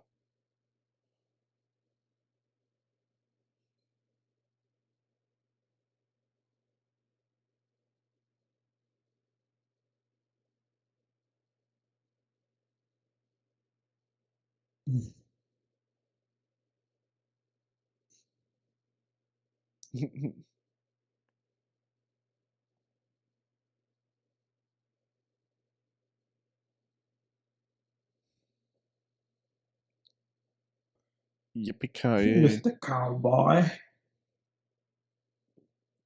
There it is. There Yippee-ki-yay, it is. motherfucker. The classic line that then they put into every one of these movies. Yeah. Oh, do they say it in every one? Oh, dude. Yes. What do you think? Yeah, I guess that makes sense. They do that in what are they? All the Terminator movies. They say, "Come with me if you want to live." Come with me if you want to leave. I still have to see the second Terminator movie. Oh, so good. And then every Predator movie, they say, "You're one ugly motherfucker." Really? Yeah. And then I don't think there's a line like that in the Alien movies.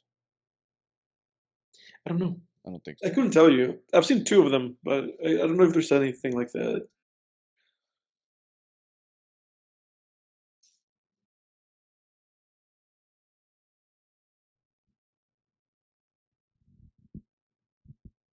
Can you hear Look at me? them go. Can you hear me? Yeah, I can hear you. All right, cool. My mic cut out for like 1 second. Yeah, the detonators. Sounds like It's Bane. Oh, shit. Bane from the Dark Knight. One of you has the detonators. Potter, you're late for class. How's my Snape, dude? Is it good or does it need work? It's pretty good. Do me some lines. Okay, let me think. Wait, let me look at Snape quotes because I don't know enough to. It has been a few years since I've seen those movies. Snape quotes. Wait, here we go. The 20 best Severus Snape quotes. Yeah, here we go. There's no need to call me Sir Professor.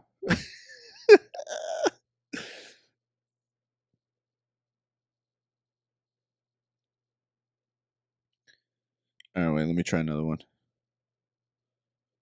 He's telling them everything. Well, it may have escaped your notice, but life isn't fair, That's pretty good. That's Paul- pretty good. Potter.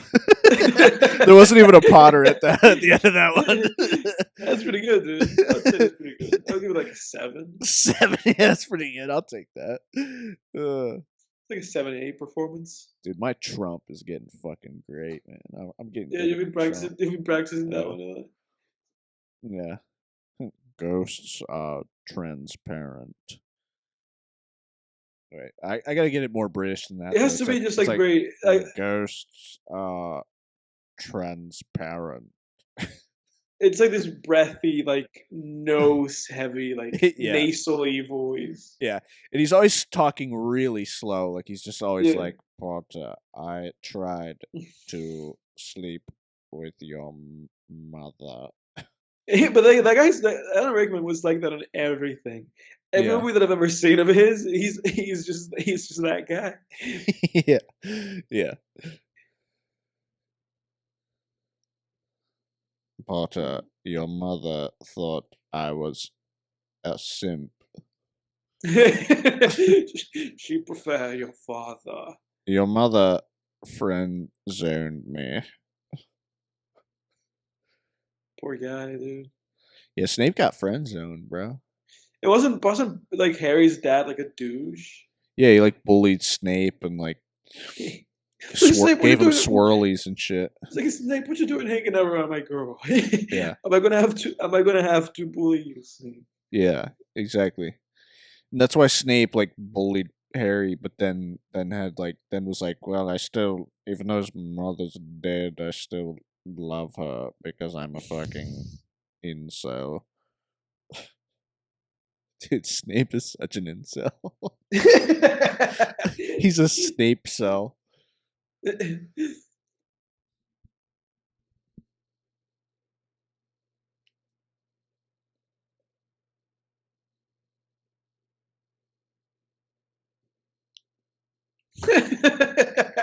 He could be a bartender, bro. You know?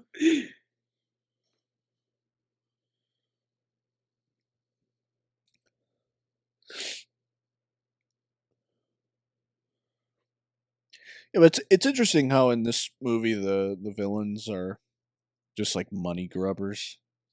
Yeah, there's want money. There's a safe here and want the money. Yeah. It's very classic. But it works in this movie. You know, a movie's kind of similar to this that I watched the other day during work because I'm leaving in 2 weeks. Is I just put in my 2 weeks at my job, my current job. Everyone who's listening, but and I told while you were peeing, I was telling everyone I started a new job in January, but Yeah. I put in my 2 weeks, and so I've just been watching movies during work now. And I watched Dredd the other day. I rewatched Dredd, the Judge The Dredd one, movie. like the one from like 2013. Yeah, exactly. Not the Stallone. Not the one with Sylvester Stallone. No, not the one where he's like, I'm a judge and the sentence is death. No, not that one. The one where Billy Butcher plays the judge, plays Dredd. But Billy Butcher from The Boys. But yeah, it's a similar movie to this. Like they're just making their way up a tower. Really similar plot. Not as good as Die Hard, but it's pretty good. You know, there's like a Sylvester Stallone documentary like on Netflix. Oh yeah, I saw that, and he's like a little kid in the thumbnail. It's called Sly. I've always felt strange about his nickname because his nickname to me feels and sounds like one of those nicknames that you give to yourself, and then you like insist upon. I don't know why, but Yeah. I've always felt that way about it. Yeah, that it probably is, dude, to be honest. Like, did you get what I'm saying with that shit? Yeah, no, definitely. Like, I remember the first time that I ever heard that it was like him referring to himself as that. And I was like, why do people call this guy Sly? His name's Sylvester. Like I feel like if anybody's gonna call him like a nickname, they would either call him Rocky because of the movie, or Yeah. they will call him like Sil or Sylvie or something. Not Sly. Sly. So, dude, in my head, I was like, you gave this name to yourself. And Yeah. I think he was like an executive on his own documentary. I bet that he was like, you guys have to call my documentary Sly. And they probably was like, why would we do that? Like, you're not known as that. Your name is Sylvester. Like, Yeah. we either call the documentary Sylvester, or we call it Stallone, or we call it, Rocky Stallone or something. And he's like, no, no, no, no, no, no, no, no, no. The documentary Yeah. is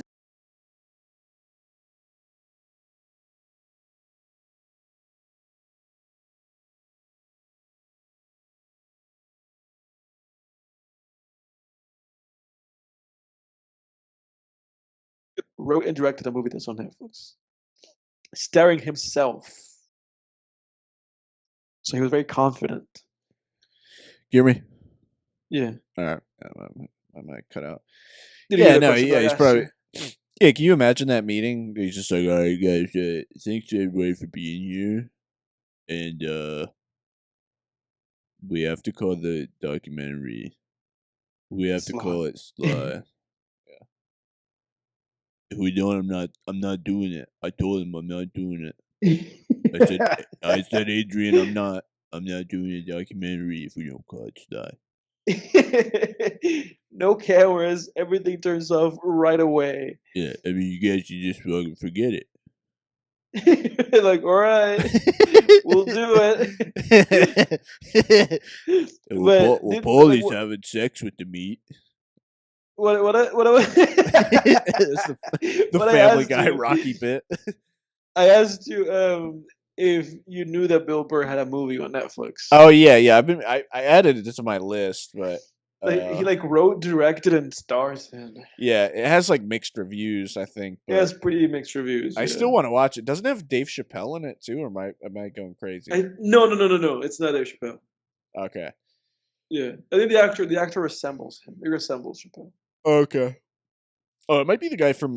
Is it the guy from Fargo? The guy from Fargo looks just like fucking Dave Chappelle. I know that when I first saw the movie, I was like, "Is that Chappelle?" And then I was like, "Oh no, that's not Chappelle." Like when I saw the trailer, I haven't seen the movie. What's the movie called again? I don't remember it, dude. It's like Dads, like Yeah, something. Bad Dads or something like Something that. Dad's movie. Let me see. Old Dads. Old Yeah, Dads. yeah. Dude, that guy looks. What's his name? He looks He's like in Chappelle, Far- doesn't he? Yeah, Bokeem Woodbine. Oh my god, he looks just like. Yeah, dude, he looks just like Dave Chappelle. He's in season 2 of Fargo. Is Oh, that is that like the what's like the best Fargo season? season 1, in my opinion, at least. That's the one with Billy Season Bob. two, the one with Billy season Bob two is the one Thornton. with Ian McGregor, right? Nope, that's season 3. Season 3 Okay. is the second best in my opinion, and then season 1's the best, then season 3, then season 2. I have not seen season 4, and I don't really want to because I started it and it was really boring. Hmm. And I want to see the new season because the way they do it is all of the odd number seasons take place in the present day. So like 1, 3, and 5 take place in the Okay. present day. And then the even numbered seasons take place in the 70s. So 2 and 4 take place in the 70s. Mhm. And the ones that take place, the period piece ones, there's something, I don't know, there's something really pretentious about them. I don't know what it is, but Was Chris Rock in one of those seasons? yeah, he was in season 4. That's the one I couldn't Okay. get through. Like I Okay. watched like the first couple episodes and I was just like, this is not, I can't do this. Season 1 is like one of the greatest seasons of television ever. Yeah. I mean, season Yeah. one's like so good. Billy Bob Thornton as Lorne Malvo. He's like one of the greatest villains of all time, I think. Mhm. People always talk about Anton Chigurh. I actually think Billy Bob Thornton is better. I think his performance is superior. I believe. Wait, say that again. I'm sorry, I got fixed in the movie. No, you're good. I was just saying that I was saying something really controversial. Actually, I was saying that. No, that's why I'm asking you to repeat it. Yeah. I heard something controversial. No, I think so. So in Fargo season 1, Anton Uh-huh. no, excuse me. In Fargo, I'm drunk now. In Fargo season 1, Billy Bob Thornton plays a hitman named Lorne Malvo, who's similar to Mhm. Anton Chigurh, but I think Lorne Malvo is. I like Lorne Malvo better. I think Lorne Malvo's Okay. a better character because Yeah. he's like Anton Chigurh if Anton Chigurh could also be charming. He's like Anton Chigurh with like a little bit of Lalo spice in there. Well, I cannot contest that Yeah. claim. So I'll just take it. I'll take it. I'll take your word for it. Because one of the things about Anton Chigurh is like he's a great cinematic psychopath, but he's sort of like the John Wayne Gacy variety of psychopath, where it's like he can't blend. You know what I mean? Like in the scenes where he tries to like get information from just like regular civilians, it's Mhm. like, yeah, dude, you're not you're not gonna get what you want. Right. Because he's like not charming at all. He's just this scary motherfucker with a weird He's just a haircut. scary guy, scary like weirdo. Yeah. But like Lorne Malvo in Fargo, he's like a chameleon. He can just blend. He becomes like, it's like a really fascinating performance because he can just become like anybody he needs to be at any time. Yeah. And it's like, Yeah. wow, this guy's like really fucking scary. Like he can just pretend to be anybody. Like there's this episode where he just becomes like this. He's basically like working a guy whose brother is in witness protection, and so obviously Mhm. he's been hired to like find the guy. So he like Mhm. befriends the guy's brother under the guise of being like a dentist Yeah, in it's like pretty funny. the same office. And it's like, holy shit, this guy's been pretending to be a dentist for like 6 months, all to just kill his brother. For 6 months. Yeah, he like proposed to his administrative or his dental hygienist or whatever. He's like, Yeah. they're like engaged, and it's like, holy fuck, this guy is a That's complete psycho. hilarious. Yeah, Yeah. it's like holy shit. Yeah, you definitely should check out at least What is season that? Is it 1. like on Hulu or something? Hulu? Yeah, I'll check it out I would recommend in it. 2032. I'll Yeah, check it out. yeah, When it's yeah. like a classic. It's like, oh, you seen that show? That old show? Yeah. Dude, the elevator shaft sequences in this movie are fantastic. Absolutely.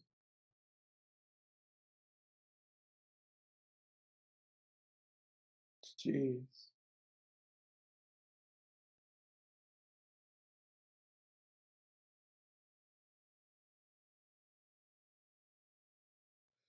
Man, the bad guys, they're always German in the 80s. Always German. German or Russian. Either German or Russian, guys. Yeah.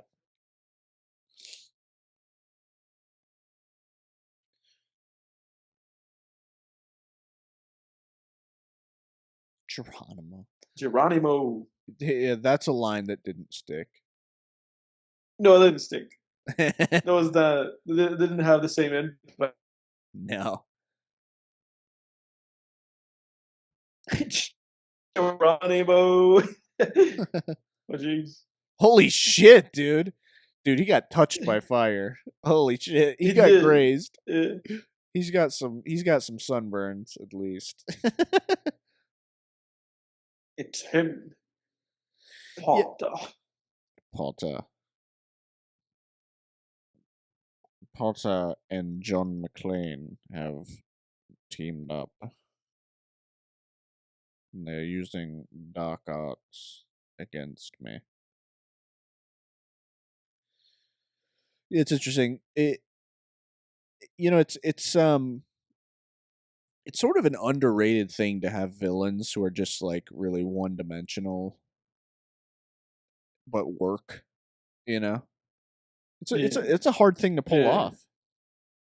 What do you think makes the one dimensional villains work in this movie versus other ones that fail? yeah. I think it's like about performance and like screen presence. Like Yeah. if you just cast like some like douche, like some dude who just like in Guardians of the Galaxy, like Guardians of the Galaxy One. Nobody Yeah. remembers that guy. No, Nobody no. remembers that villain at all. And I think it really all just comes down to like performance and like whether or not that actor like actually brought anything to that character. Yeah. And if there was like enough in the script to have like something, you know. Yeah. It's a good point. And One that's that what it I comes down to. Because a lot of the time, those like one-dimensional guys, like I feel like the ones who always stands out are just the ones where like people really remember those actors and go like, oh, that guy had like at least like tried to do something. yeah, definitely. One that I always go back to is Jack Welker from Breaking Bad, the neo-Nazi boss. Yeah, Like yeah. he's a he's like totally one-dimensional. And I guess you could say that the main villain of that season is really Todd. And he's not one-dimensional. Like he has definitely multiple dimensions cuz he's like a big that Mhm, character's a puzzle. Like people can't seem to agree on that character's like what his deal is, you know? People can't seem to mhm. agree on like whether Todd from Breaking Bad is like just a complete psychopath or if he's just like some like I don't know, just some sort of like naive, boyish, just weirdo who's like underdeveloped. You know what I mean? Mhm. I lean towards psychopath. Like I think Mhm. Todd is like a really great example of just a true psychopath who just doesn't understand the difference between right and wrong. You know? Yeah, that's kind of where my mindset is with that stuff. Yeah. Because like if you could call people like Lalo and Gus psychopaths, but they're not. They're not. They're sociopaths. Those guys are like sociopaths. Those are like truly, like fucked up shit has happened to those guys in their lives to where they're like this. Whereas like Todd in Breaking Bad, it's like he was just fucking born that way, probably. But this is when our favorite guy. What is he trying to do here? What is his purpose? He's trying to like negotiate and like talk these guys down, but he's trying to be like a hero. Yeah, see.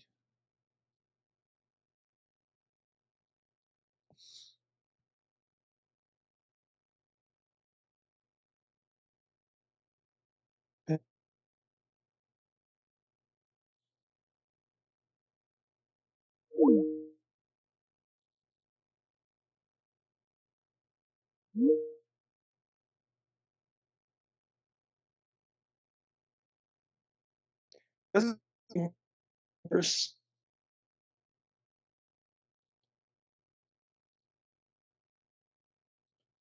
You there, man? Can you hear me? Yeah, like doesn't this guy just make everything worse? Like he's like trying to like he's like trying to be a hero here, where he just makes Yeah, he does make everything worse.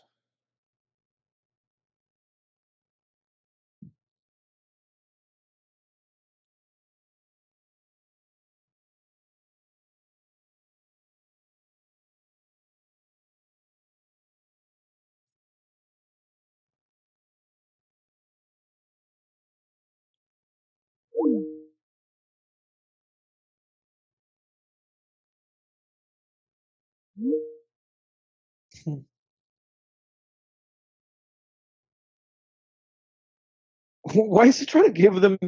Why is he trying to do this? Hey, can you hear me, man? Yeah, I can hear you. Okay. Yeah, for some reason you kept freezing on my end, but I think we're good now. John McClane.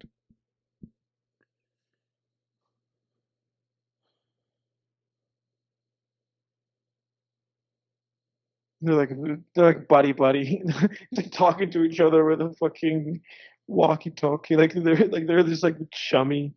Yeah. Why is that other guy trying to give them John McCain? Like, what's his goal? Ooh, John McClane. No, like the other dude, like the office dude who thinks he's like trying to be a hero. Like, why is he trying to give him up? He like thinks that that's like the best way to like end things without conflict or something. Yeah, yeah. He's just trying to basically give them what they want. Yeah.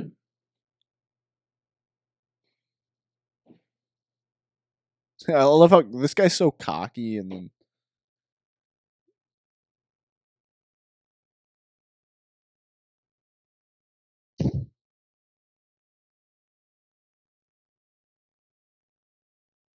A very special idiot. yeah. What an asshole.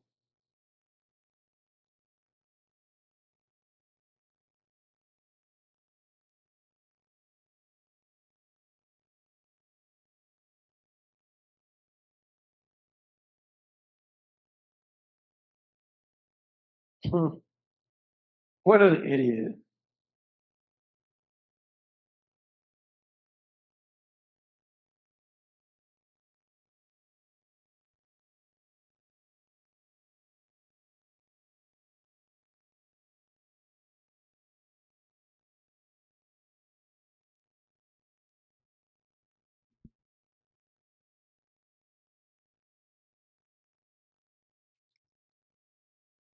What an idiot. And we'll save your friend's life, Potter.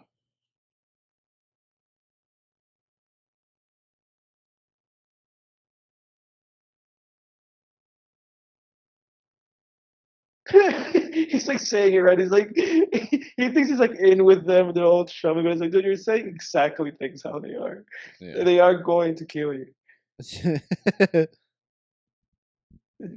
Yeah, I love this. Oh my god. Oh, he's done, man. Oh, What an idiot.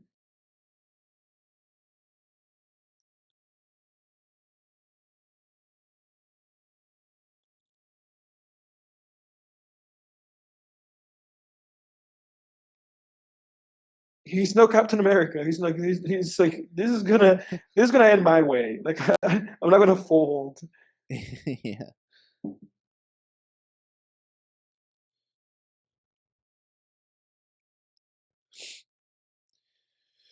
Ugh, dude, so I watched Saw 10 yesterday. Yeah, how did that go? Dude, it's not all that. Like everybody is acting like this is like some kind of I Are don't people know. acting like it's good or bad? What'd you say? Are people acting like that movie's like good or like bad Like or good. what? Yeah, people are acting like Okay. it's great or something. And it's like not. So dude, here's the thing. So like the first act is great. Like the first act I was watching the first act and I was like, dude, this doesn't feel like a Saw movie. This feels just like a film. You know what I mean? Like a well-made Hmm. film, you Hmm. know? And then the second act, similarly, I'm like, okay, this is good, you know. And I'm watching the second act, and it's like, okay, we're going through the motions. Like, it's interesting, right? Because like the whole premise of this movie is, without spoilers, just the basic premise. It's like John, what's his name? John Kramer, Jigsaw, is the protagonist of this one, which is sort of an Hmm. interesting direction for them to go in. And so he's like the anti-hero basically in this movie, and which kind of works because Jigsaw has always been someone who has like a weird moral code, and Right. so basically this movie, long story short, it's like it takes place between Saw 1 and 3 and 2 rather. Saw 1 and 2.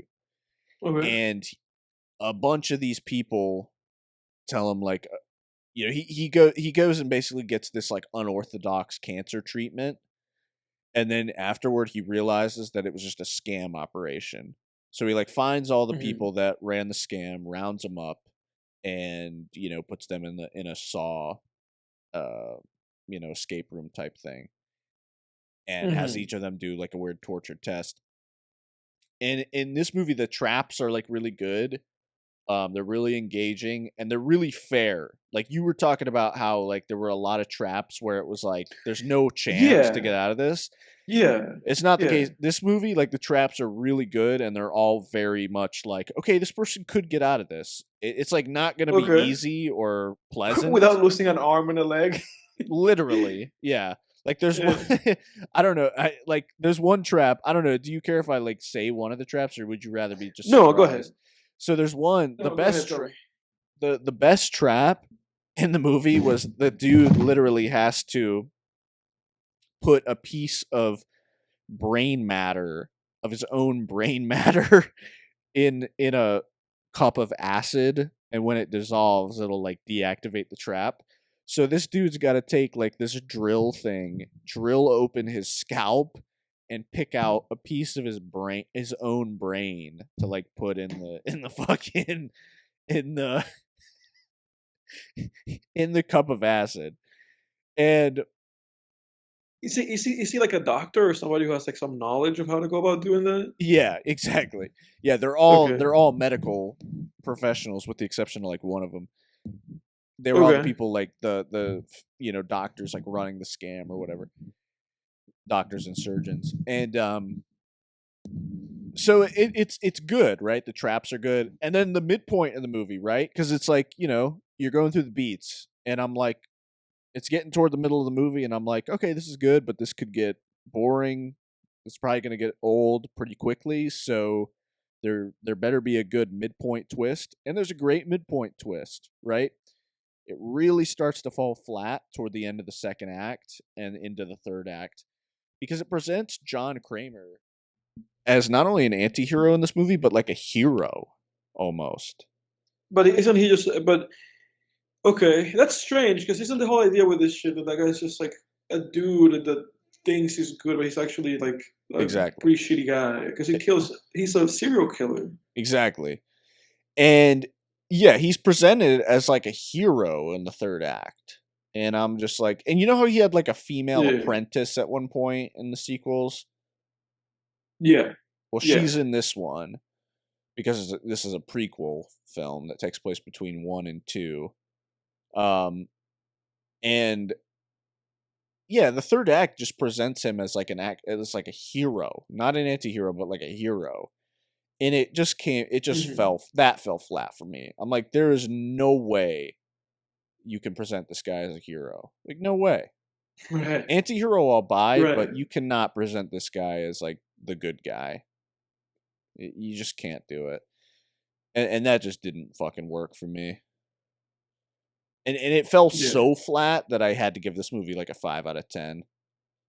Where like the first and Yeah. second act, the first act and like the first half of the second act, or like most of the second act, I'm like, this movie's like an 8 out of 10. And the third act, the oh yeah, this is great right here. Hans is fucking clever in this scene.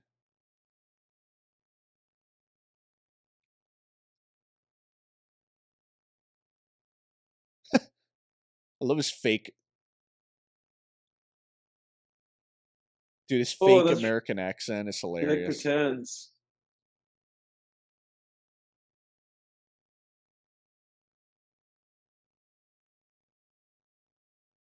His fake American Jesus Christ. accent He does is this. hilarious. It sounds like a fake American accent. He does American accent.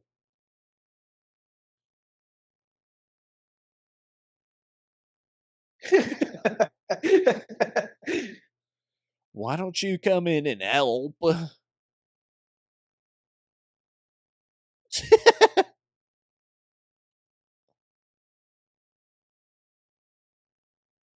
Nice little twist here.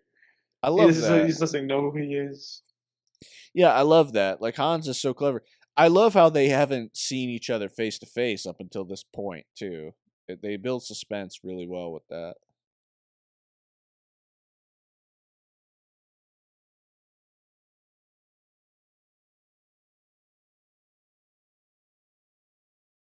What about John McCain?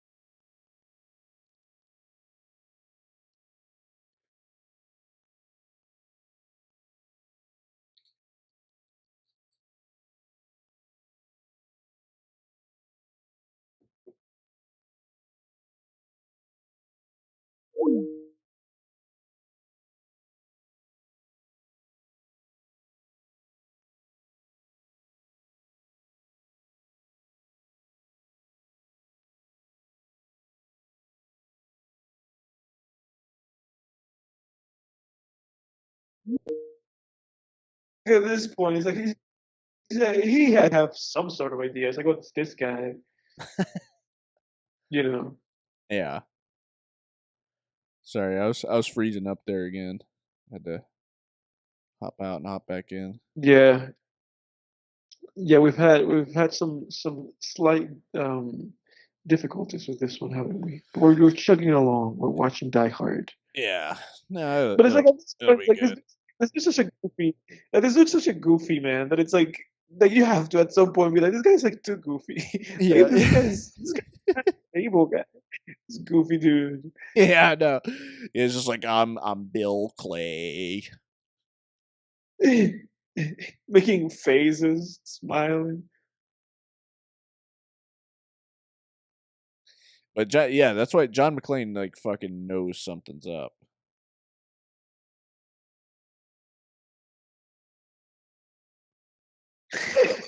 Look at that face.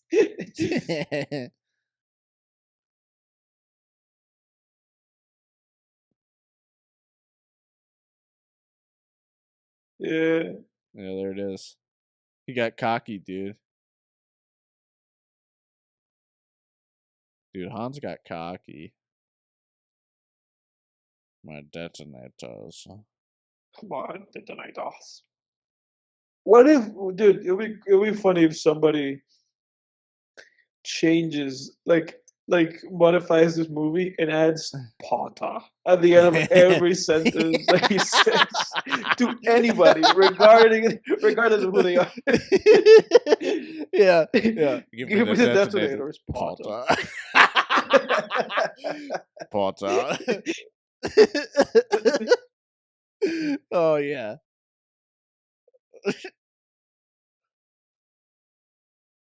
Potter. Yeah, he knew. So he gave him an empty gun. Yeah, Hans. Oh shit. You think I'm stupid? That's a great shot right there, dude.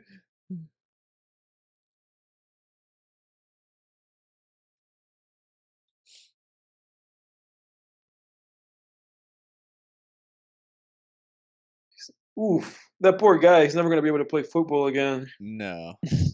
His knees are busted. Like OJ. Talk about OJ, dude. I listened. Um, what I've been doing over the past few weeks, music-wise, I listened to JC's discography Oh yeah. I'm not to black, bring I'm that OJ. Yeah, yeah. I listened to his first album, and I listened to the Blueprint, the Black album, the Blueprint 3, and 444. I think that's all I listened to of his albums. How was all that? Because I've always found Jay-Z a little vanilla, man, not gonna lie. No, man, JC's pretty good, man. Like the thing with JC is like all of his albums were actually pretty good. And especially like what it was, like Unreasonable Doubt, like his very first album, it's pretty good. Like I listened to that and I understood why he feels slighted because he doesn't own the masters to that album. Like he owns the masters to every one of his albums except for that one. That one, Dame Dash owns the masters. Because him and Dame Dash, they were the ones who like founded Rockefeller Records. Yeah. And Dame Dash to this day has kept the masters to Unreasonable Doubt. And it's good. Like it's a genuinely like good album. No man, JC's great. He has great flows. He has great things to say. He has great beats. Obviously, he had Kanye. Um, and like I mean, he just had Kanye, Q-Tip. He's had all these great producers. Like anybody who was a great producer, Timbaland, who you name it, like they were all producing for him. Pharrell, like anybody. So his albums have like really great production, especially like the first one, The Blueprint and the Black Album. Like you just have great, great, great production. And even The Blueprint 3, Kanye did the production for that album, I think. I think he was the Yeah. executive producer. So he just has like really great production, you know. A lot of the time he just struggles with like hooks in his songs, but he's great. Clever rapper. I mean, obviously that's why he's that's why Jay-Z is always like in a lot of people's like top rappers, you know. Right, right. He's incredibly clever. He has a great wordplay. He's, you know, he just has an endless amount of flows. You know, like the guy is just like such like he's like a rapper's rapper. You know, he's like literally just feels like one of those great like '90s guys, like him. You know, Tupac, Biggie, and Nas. It just feels like they were like it's like a different breed. You know, it's just these guys who are just all about the pen game and all about being great MCs. You Yeah. know, and he's just one of those guys. His songs sometimes leave a little bit to be desired, and like you said, sometimes he feels like safe. Yeah. You know, a little bit of the vanilla side of things. Still, man, you can't deny the classics. Like those albums are classics for a reason. But I do have to say that of all of his albums, 444 is the best one, at least for me. Yeah. Like Yeah. having listened to all of them, like that album is without a doubt like his best album. It's actually 444 is fantastic. Like that's a fantastic record. And it's incredible to think about him, somebody who's made as many albums as he has. It's incredible to think about the fact that, you know, his last album is his best album. Yeah. um, Pretty great, dude. I mean, I like Jay Z. I had fun listening to him. Um, spent quite a bit of time listening to all those albums, but it was worth it, dude. I Yeah. recommend it. I recommend the Interesting. J Man. Hova. Interesting. Yeah, I gotta go. I gotta listen now. Because I mean, I haven't heard that much by him. But I know like Mhm. what I have heard by him, I'm just kinda like, whatever. Not all of it. I mean, some of it's been pretty No, good. I mean, I yeah. love like No, dude, Big Pimpin's a great song. yeah. What's the one that Kanye sampled? I really like that one. Uh, hold up. I forget. It's funny because I listened to Where I'm that song, but I from. forget what the name of it is. Where I'm Yeah, from. That's what it's called. The one that yeah. Kanye That's a good sampled song. on Life of Pablo. Yeah, that's a good song. Yeah, I like that one. But a lot of it's just because it's kind of like a sick beat. I mean, I don't know if Jay's rapping's not even that great on that song. Um, Hmm. Big Pimpin's a classic. Is a great song on This the is a great Blueprint. song. Yeah, that's a good one. Yeah. But yeah, and then He's got classics, man, and like you know all those other songs in there, they're good. It's like it really just comes down to like being deep cuts, you know, and just kind of appreciating them for what they are. yeah, Um, but he's got them. But like I said to you, like to me, 444 was like the best one. Like 444 and Watch the Throne with Kanye, like those two albums were just outstanding. Like and re-listening to Watch the Throne was great because I always love just going back to those songs. That album is just front to back. Watch the Throne. Every song in that album is good. It is the same thing with 444. Like every song in 444 is great. yeah, Um, the guy's got it, dude. I put no doubt in Jay Z. Like he's got it. Like I would not give any of his early albums like eights, like an 8 out of 10. And that to some people might be, you know, um blasphemous, but I still say that they're good. You know, like to me, Unreasonable Doubt and Blueprint and the Black Album were like 7 out of 10 albums. Like they were all like really solid albums, and I really enjoyed listening to them. And did I think that they were like great or amazing? No, but they were great. You know, like overall they were like really like fun, like really good albums to listen to. But 444, I would give like an 8 or a 9 out of 10. Like that's a great album. That Okay. shit's great. And Watch the Throne also, 8, 9 out of 10 album. Yeah, I gotta listen to 444 because I think the only song to this day that I've heard off that album is the story of OJ. I don't actually think I've gone back Dude, and listened to I that think album. I think you've listened to some of those songs because I've played Yeah, them. I Like, was gonna say you've probably played other songs from that album. yeah, because he has songs in there. He has like "In My Eyes" with Frank Ocean, "Bam" with Ziggy Marley, I think it is. It's not Bob Marley. Like Oh, he's got Ziggy Marley on that album. I think he does. Like I think the song "Bam" is with one of the Hell. Marley sons. Oh, Damian Marley. He's the more like rappy Yeah, Marley out of the out of the siblings. He's like the rappier one. yeah. He's good though. I mean, I have a lot of his on my reggae playlist. I have a bunch of Yeah, no, but shit by him. I'm sure that you've listened to a handful of those songs. I've had those songs of his of 444 in my playlist for years. Um, but 444 is great. Like again, I think it's an incredible album. I think that album is actually like pretty incredible. Um, so yeah, I don't know. I put my money on the man. I think he deserves the credit that he gets. I gotta go listen to that. I got nothing but time these next few weeks, dude. Yeah, dude. Uh, To get down with some Jay-Z. yeah, man. Yeah, dude. I gotta figure out what movies I'm gonna watch at work tomorrow. uh, It's a dude, nice problem I'm to have, isn't it? oh man, I'm telling you, being going from one job to another, it's like the best time of your life. Those are the best moments. That's the best part of getting a new job. It's not actually starting the new job. It's leaving the It's old the time in one. between. Yeah, it's Yeah, the time leaving in the old between. one. Yeah. Yeah. It's when you're back in total control of your life. Yeah, yeah, Yeah, that really absolutely, is what it dude. is. It's like for a period of a few days to a few weeks, in my case a month, you're in total control of your life. Yeah, like this is Which me. you never are. You never are Yeah, fully. Which yeah. I mean, I don't know. You're not really now either because there's other aspects of your life you're not in control of. But and obviously your new job offer could get rescinded. But you know, would that be so bad? Special Agent Johnson. Special Agent Cock.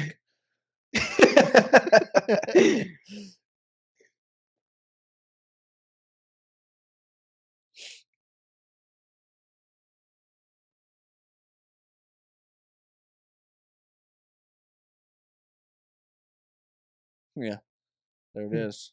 Just wants money. It's all about the money, dude. Oh yeah, Like dude. that song. I didn't even get to my point about the wire, dude. We were talking Oh about the yeah, that's crib. right. Yeah, on these tangents, you completely got derailed from that. Yeah. Dude, The Wire has one of the best villains ever, dude. Um, Chris Partlow. Chris Partlow. He's a hitman in The Wire. Hmm. He's just basically a hitman for this street, you know, street boss, and he's really depraved. He's a great villain. Anyway, that's pretty much all I was gonna say about The Okay. Wire. I'm like really like focused on the movie right now. I'm like I don't remember what he says to his wife. Well, he's talking to the cop now. Yeah, but he's like telling him to give her like a message. Yeah.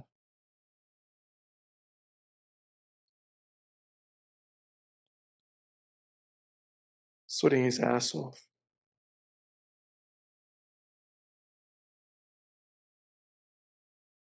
Bomb.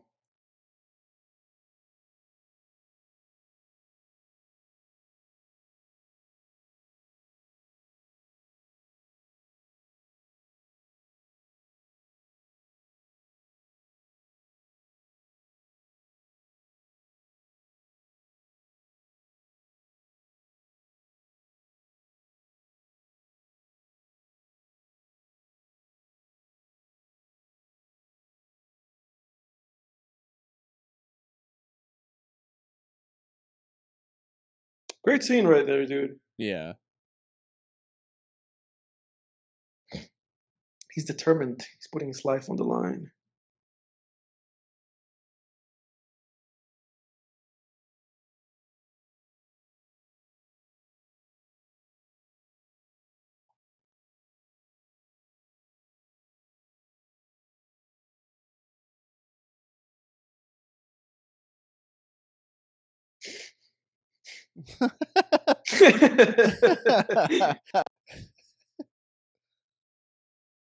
Oh.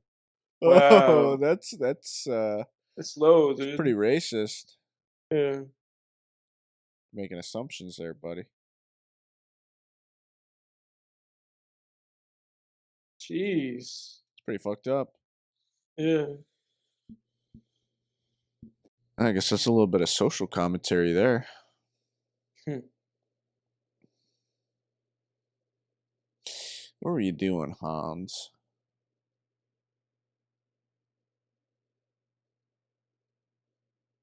This It's a guy's lot of all beat blood. up, man. Yeah, Yeah. dude. Like bleeding from his feet, just bleeding everywhere. I'm Still waiting strong for enough to do those pull-ups. yeah. I'm waiting for Hans because Hans figures out at some point that his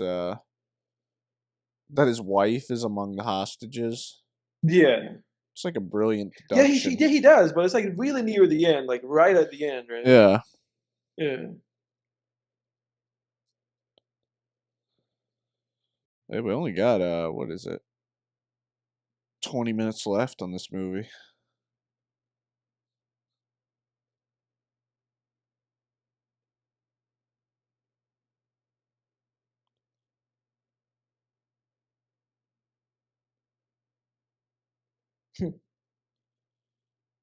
This guy's been wanting his revenge all Yeah. this time for his brother.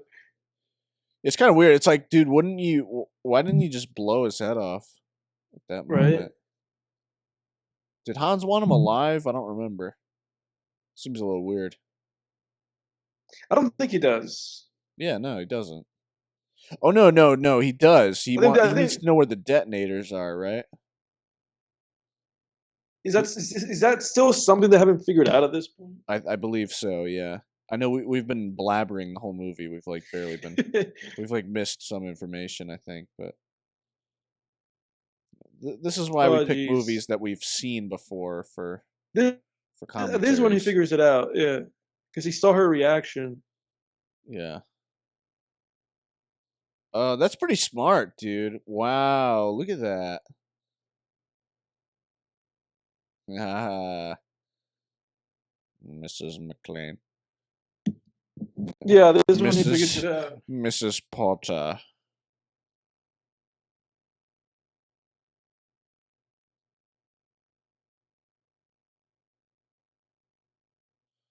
Hans Gruber. Very dastardly individual.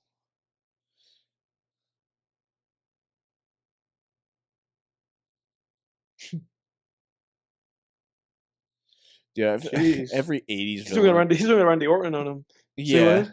Every 80s villain was just like some super blonde dude. Johnny Lawrence, dude from Blade Runner. Yeah. Yeah. Not every 80s villain, but a lot of them. They were like, blonde people are evil. Yeah, that was the idea, wasn't it? Yeah. It's like this like albino guys. They're all evil. Yeah.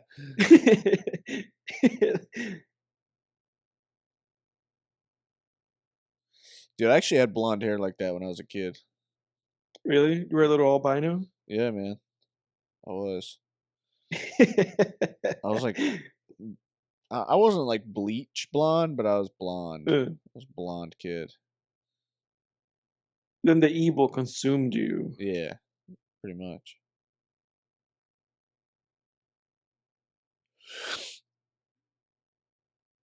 Jeez, dude, chill out. Where's your bedside manners?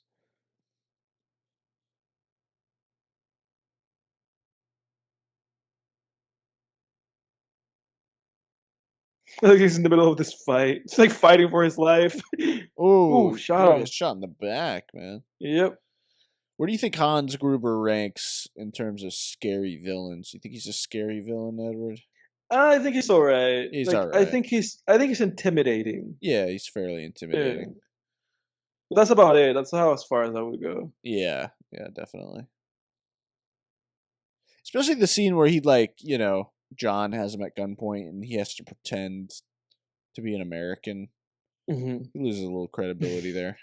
Yeah, absolutely. I mean, it's a good scene, but yeah. you're watching your villain, cower before the hero. Right, because he's like, oh fuck, he got me. Yeah. Like if I don't come up with something now and tell this guy I'll kiss him, this is the end for me. Yeah. Oh, Mr. McLean, yeah, I'm not the villain.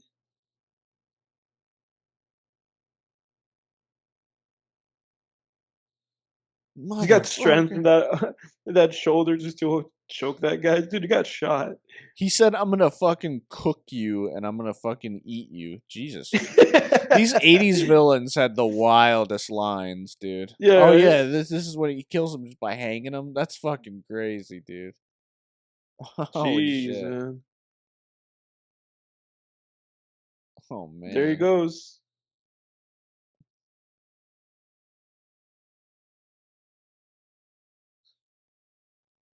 I don't know if we've talked about this, but who's like one of the scariest villains for you? That's a good question. I don't know, man. I mean, for sure, Anton Chigurh in No Yeah. Country for Old Men, for sure. Yeah. Definitely. Um, I would say Paul from Funny Games is pretty scary. oh yeah, absolutely. Yeah, that one's pretty good. Just the depravity. I guess it's villains along those lines. I can't think much of anything right now, but those two guys are pretty great ones, and they're Yeah. up there for sure. I would say Chris from The Wire, who I mentioned already. Mhm. He may be one of the scariest in terms of like non-sci-fi or fantasy, like in terms of like non-speculative fiction. If we're just going by like grounded fiction that just takes place Mhm. in like the real world, I'd say Mhm. like Chris Partlow from The Wire is probably one of the scariest.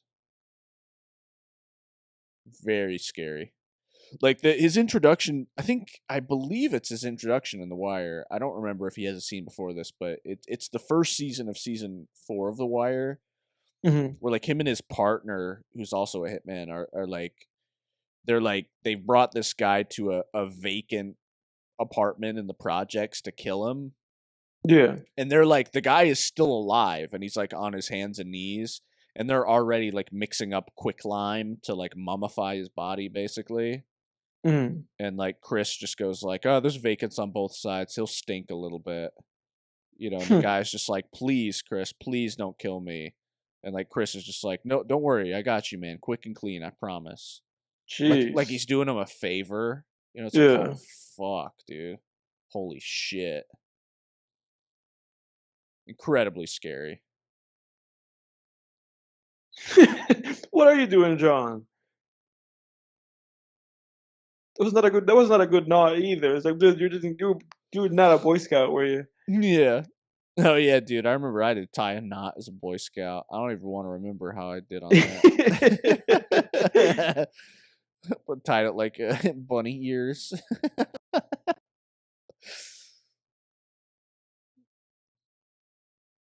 I probably just gave up.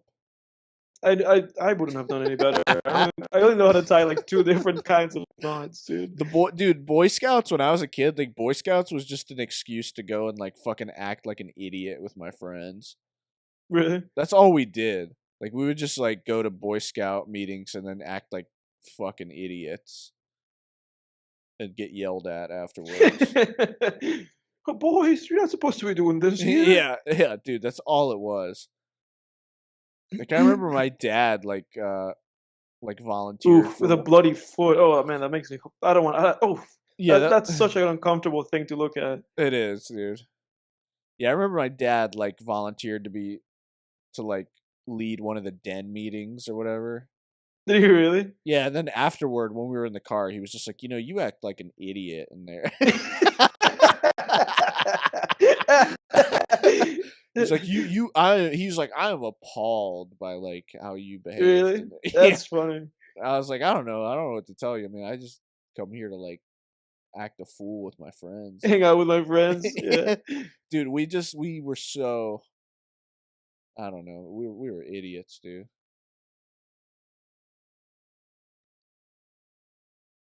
I mean, that's what it's all about, man.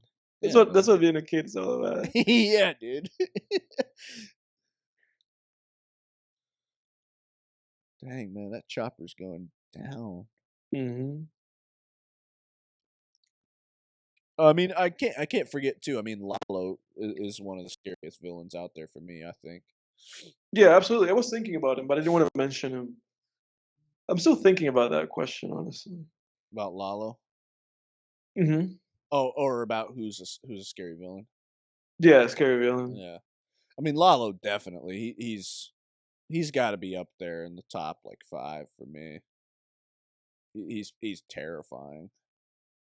You know, I don't know. One thing though for me, I think they could have made him. I think they could have made him a little nastier, to be honest with you. Hmm.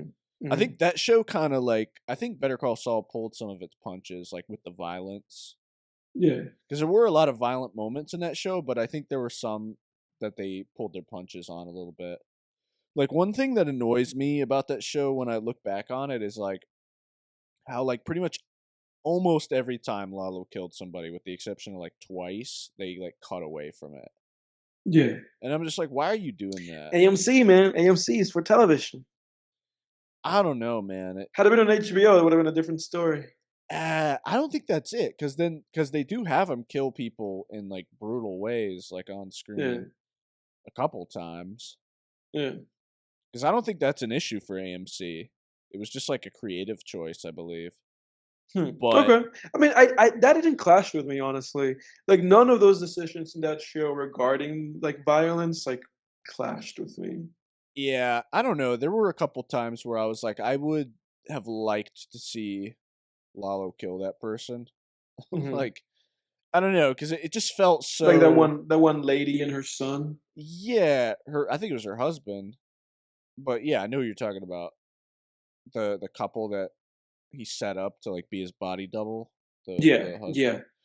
Yeah, Yeah. like I don't know. It's like why cut away from that? You know. There he is.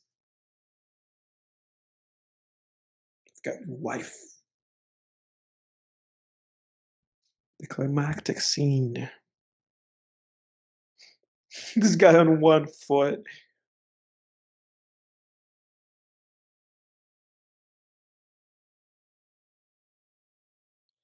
I mean, I would definitely say Griffith from Berserk, scary as fuck, dude. I think he is, but just like after the fact, Yeah, because yeah. at the beginning of the story, he just is. Yeah, he starts as a protagonist, basically. Yeah, but then after he becomes Fenton, then for sure. Yeah.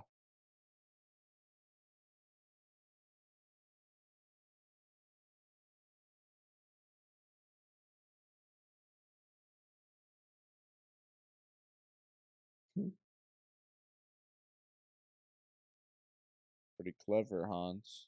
Yeah.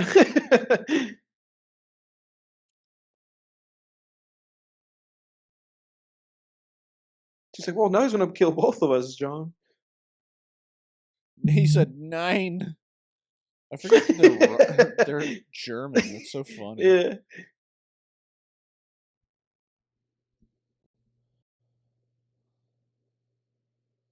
Yeah.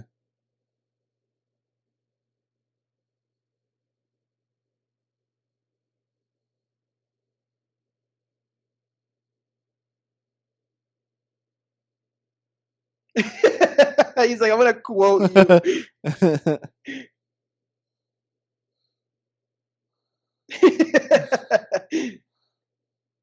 Yeah, they're all laughing. It's like, oh, all right. We're all buddies here. This is always the most challenging thing to write, dude, is like how to get the hero out of these fucking hairy ass situations. And sometimes it is just as easy as just having him have a gun. Yeah. There goes Hans. So I just want to save him, but he's like holding on to her. Yeah, and this is when Hans just plummets to his fucking. It's like let go. Yeah. This is great. This shot is great, dude. When he just like. Yeah, and you know that they like let him go like a little bit earlier than they had agreed to, and that's how they got that reaction from him. That reaction right there. Yeah, and Alan Rickman, that's actually how he died, was they just dropped him off that building. Yeah, right. They manipulated him because I think they were gonna give him like a countdown or something, and then the director just instructed them to like let them go. Oh, dude, right? It's a long way down.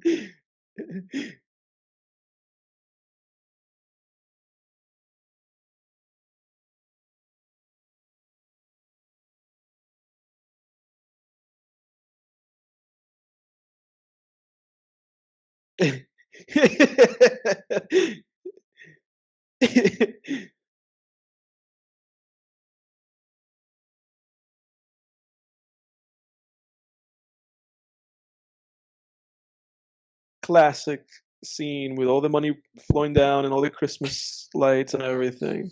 Yeah. Can you hear me now? Yeah, I can hear you. Did I cut out again?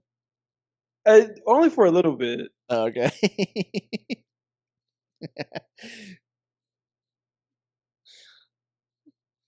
Look at all that money, all that paper. I was just saying he was like contemplating his life while he fell, dude. Yeah, I heard you say that. Dude, he didn't like he fell for like a long ass time, dude. It was like, oh man, I left the food out. Yeah, I feel like physically, of course, like drowning or burning would be the worst ways to die, but like psychologically, I think falling would be the worst way to die. Dude. Oh, dude, for sure. Like, especially if you're one of those skydivers whose parachute doesn't deploy, it's just like, oh fuck, I have If you have too 5 much minutes time, to question how I spoke to my mother 2 days ago. exactly. Like if you have too much time like that, then that's just horrible. You're just like but your head's there, like nothing's happening to you. It's just impending doom. Yeah. Yeah, you're probably like, is this gonna hurt or is it just gonna everything just goes black like when I hit? I don't know. Am I gonna wake up in hell? Yeah. These just our buddies now, dude. That's great when they finally meet up. You take good care of them. I want to debrief. He says, doesn't he punch this guy in the face? I think somebody It's just punches like- him in the face. Yeah, it's just like Cobra. He does the same thing at Cobra. Yeah, there he goes. Oh shit, I forgot about that. This guy's alive. When their cop buddy shoots him, doesn't he? Yeah. Boom. He saw some action. Dude, keep shooting. He's still got that gun pointed. Yeah, there you Yeah. go. Yeah. Like he's still got power on him. Legend. I think we're confused. I think old Sly Stallone punches the guy at the end of that one movie that we watched. Yeah, What's Cobra. the- That's what I Cobra, was, yeah. I was just saying that, yeah. Yeah, No, yeah, he's yeah. No, that's gonna right, punch yeah. him right here, I'm pretty sure. Really? Yeah, I think so. Unless I am just thinking of Cobra, but I'm pretty sure. I think you're just thinking of Cobra. I don't know. You want to bet? How much? Dude, I bet. How I much you bet, want to dude. bet? All right, let's see. No, he's gonna punch him. I remember. Does he actually punch him? I think so. Yeah, Oh, yeah. he here punches goes. this guy. Punches this guy. No, I thought you were saying that he punched like the other guy. Yeah. Oh, punched she him. punches him. She Okay. punched him. Yeah. Okay. Yeah, I am getting it mixed up with Cobra, but that 'Cause wasn't. That was like halfway there. I was halfway there. Yeah, dude. If we had a bet, I would have won that bet. Did you get that? He says. He's like the guy from Nightcrawler. It's like all about the shoot. It's all about the footage. All right. Sleigh bells ring. Sad is frightful. It's a Christmas movie for Fire you. is so delightful. Since we've no place to go, That's right, folks. It's the Film It's- Tangents Christmas special, everybody. It's the Film Tangents Christmas special. And we appreciate you guys stopping by. And we have now had far too much of the holiday wine here, so I think but that's it, everybody. But yeah, and that's a wrap on season 1 of Film Tangents, guys. Yeah, that's it. That's it for 2023. Join us next year. Shit, yeah, you guys. Now we appreciate you stopping by, and if you've been listening to us this year, hope you had a good year. I know we had a solid year, and Yeah. I hope you guys have a Merry Christmas and a Happy New Year. Edward, anything you want to say to our fans before? Hey guys, we head out for the Merry season. Christmas. Merry Christmas, and join us next year. Same channel, same folks. Yeah. Different time of the year. Yeah. We'll be here Yep. for more tangents. Yep. Same different year, same tangents, folks. Everybody enjoy the holidays. Enjoy Yep. the time with the family, and stay warm. And we'll be back Yep. next season time. next season Yeah. on Film Tangents. Next season on Film Tangents. Merry Christmas, folks. Happy New Merry Year. Christmas. Hey, Happy New Year.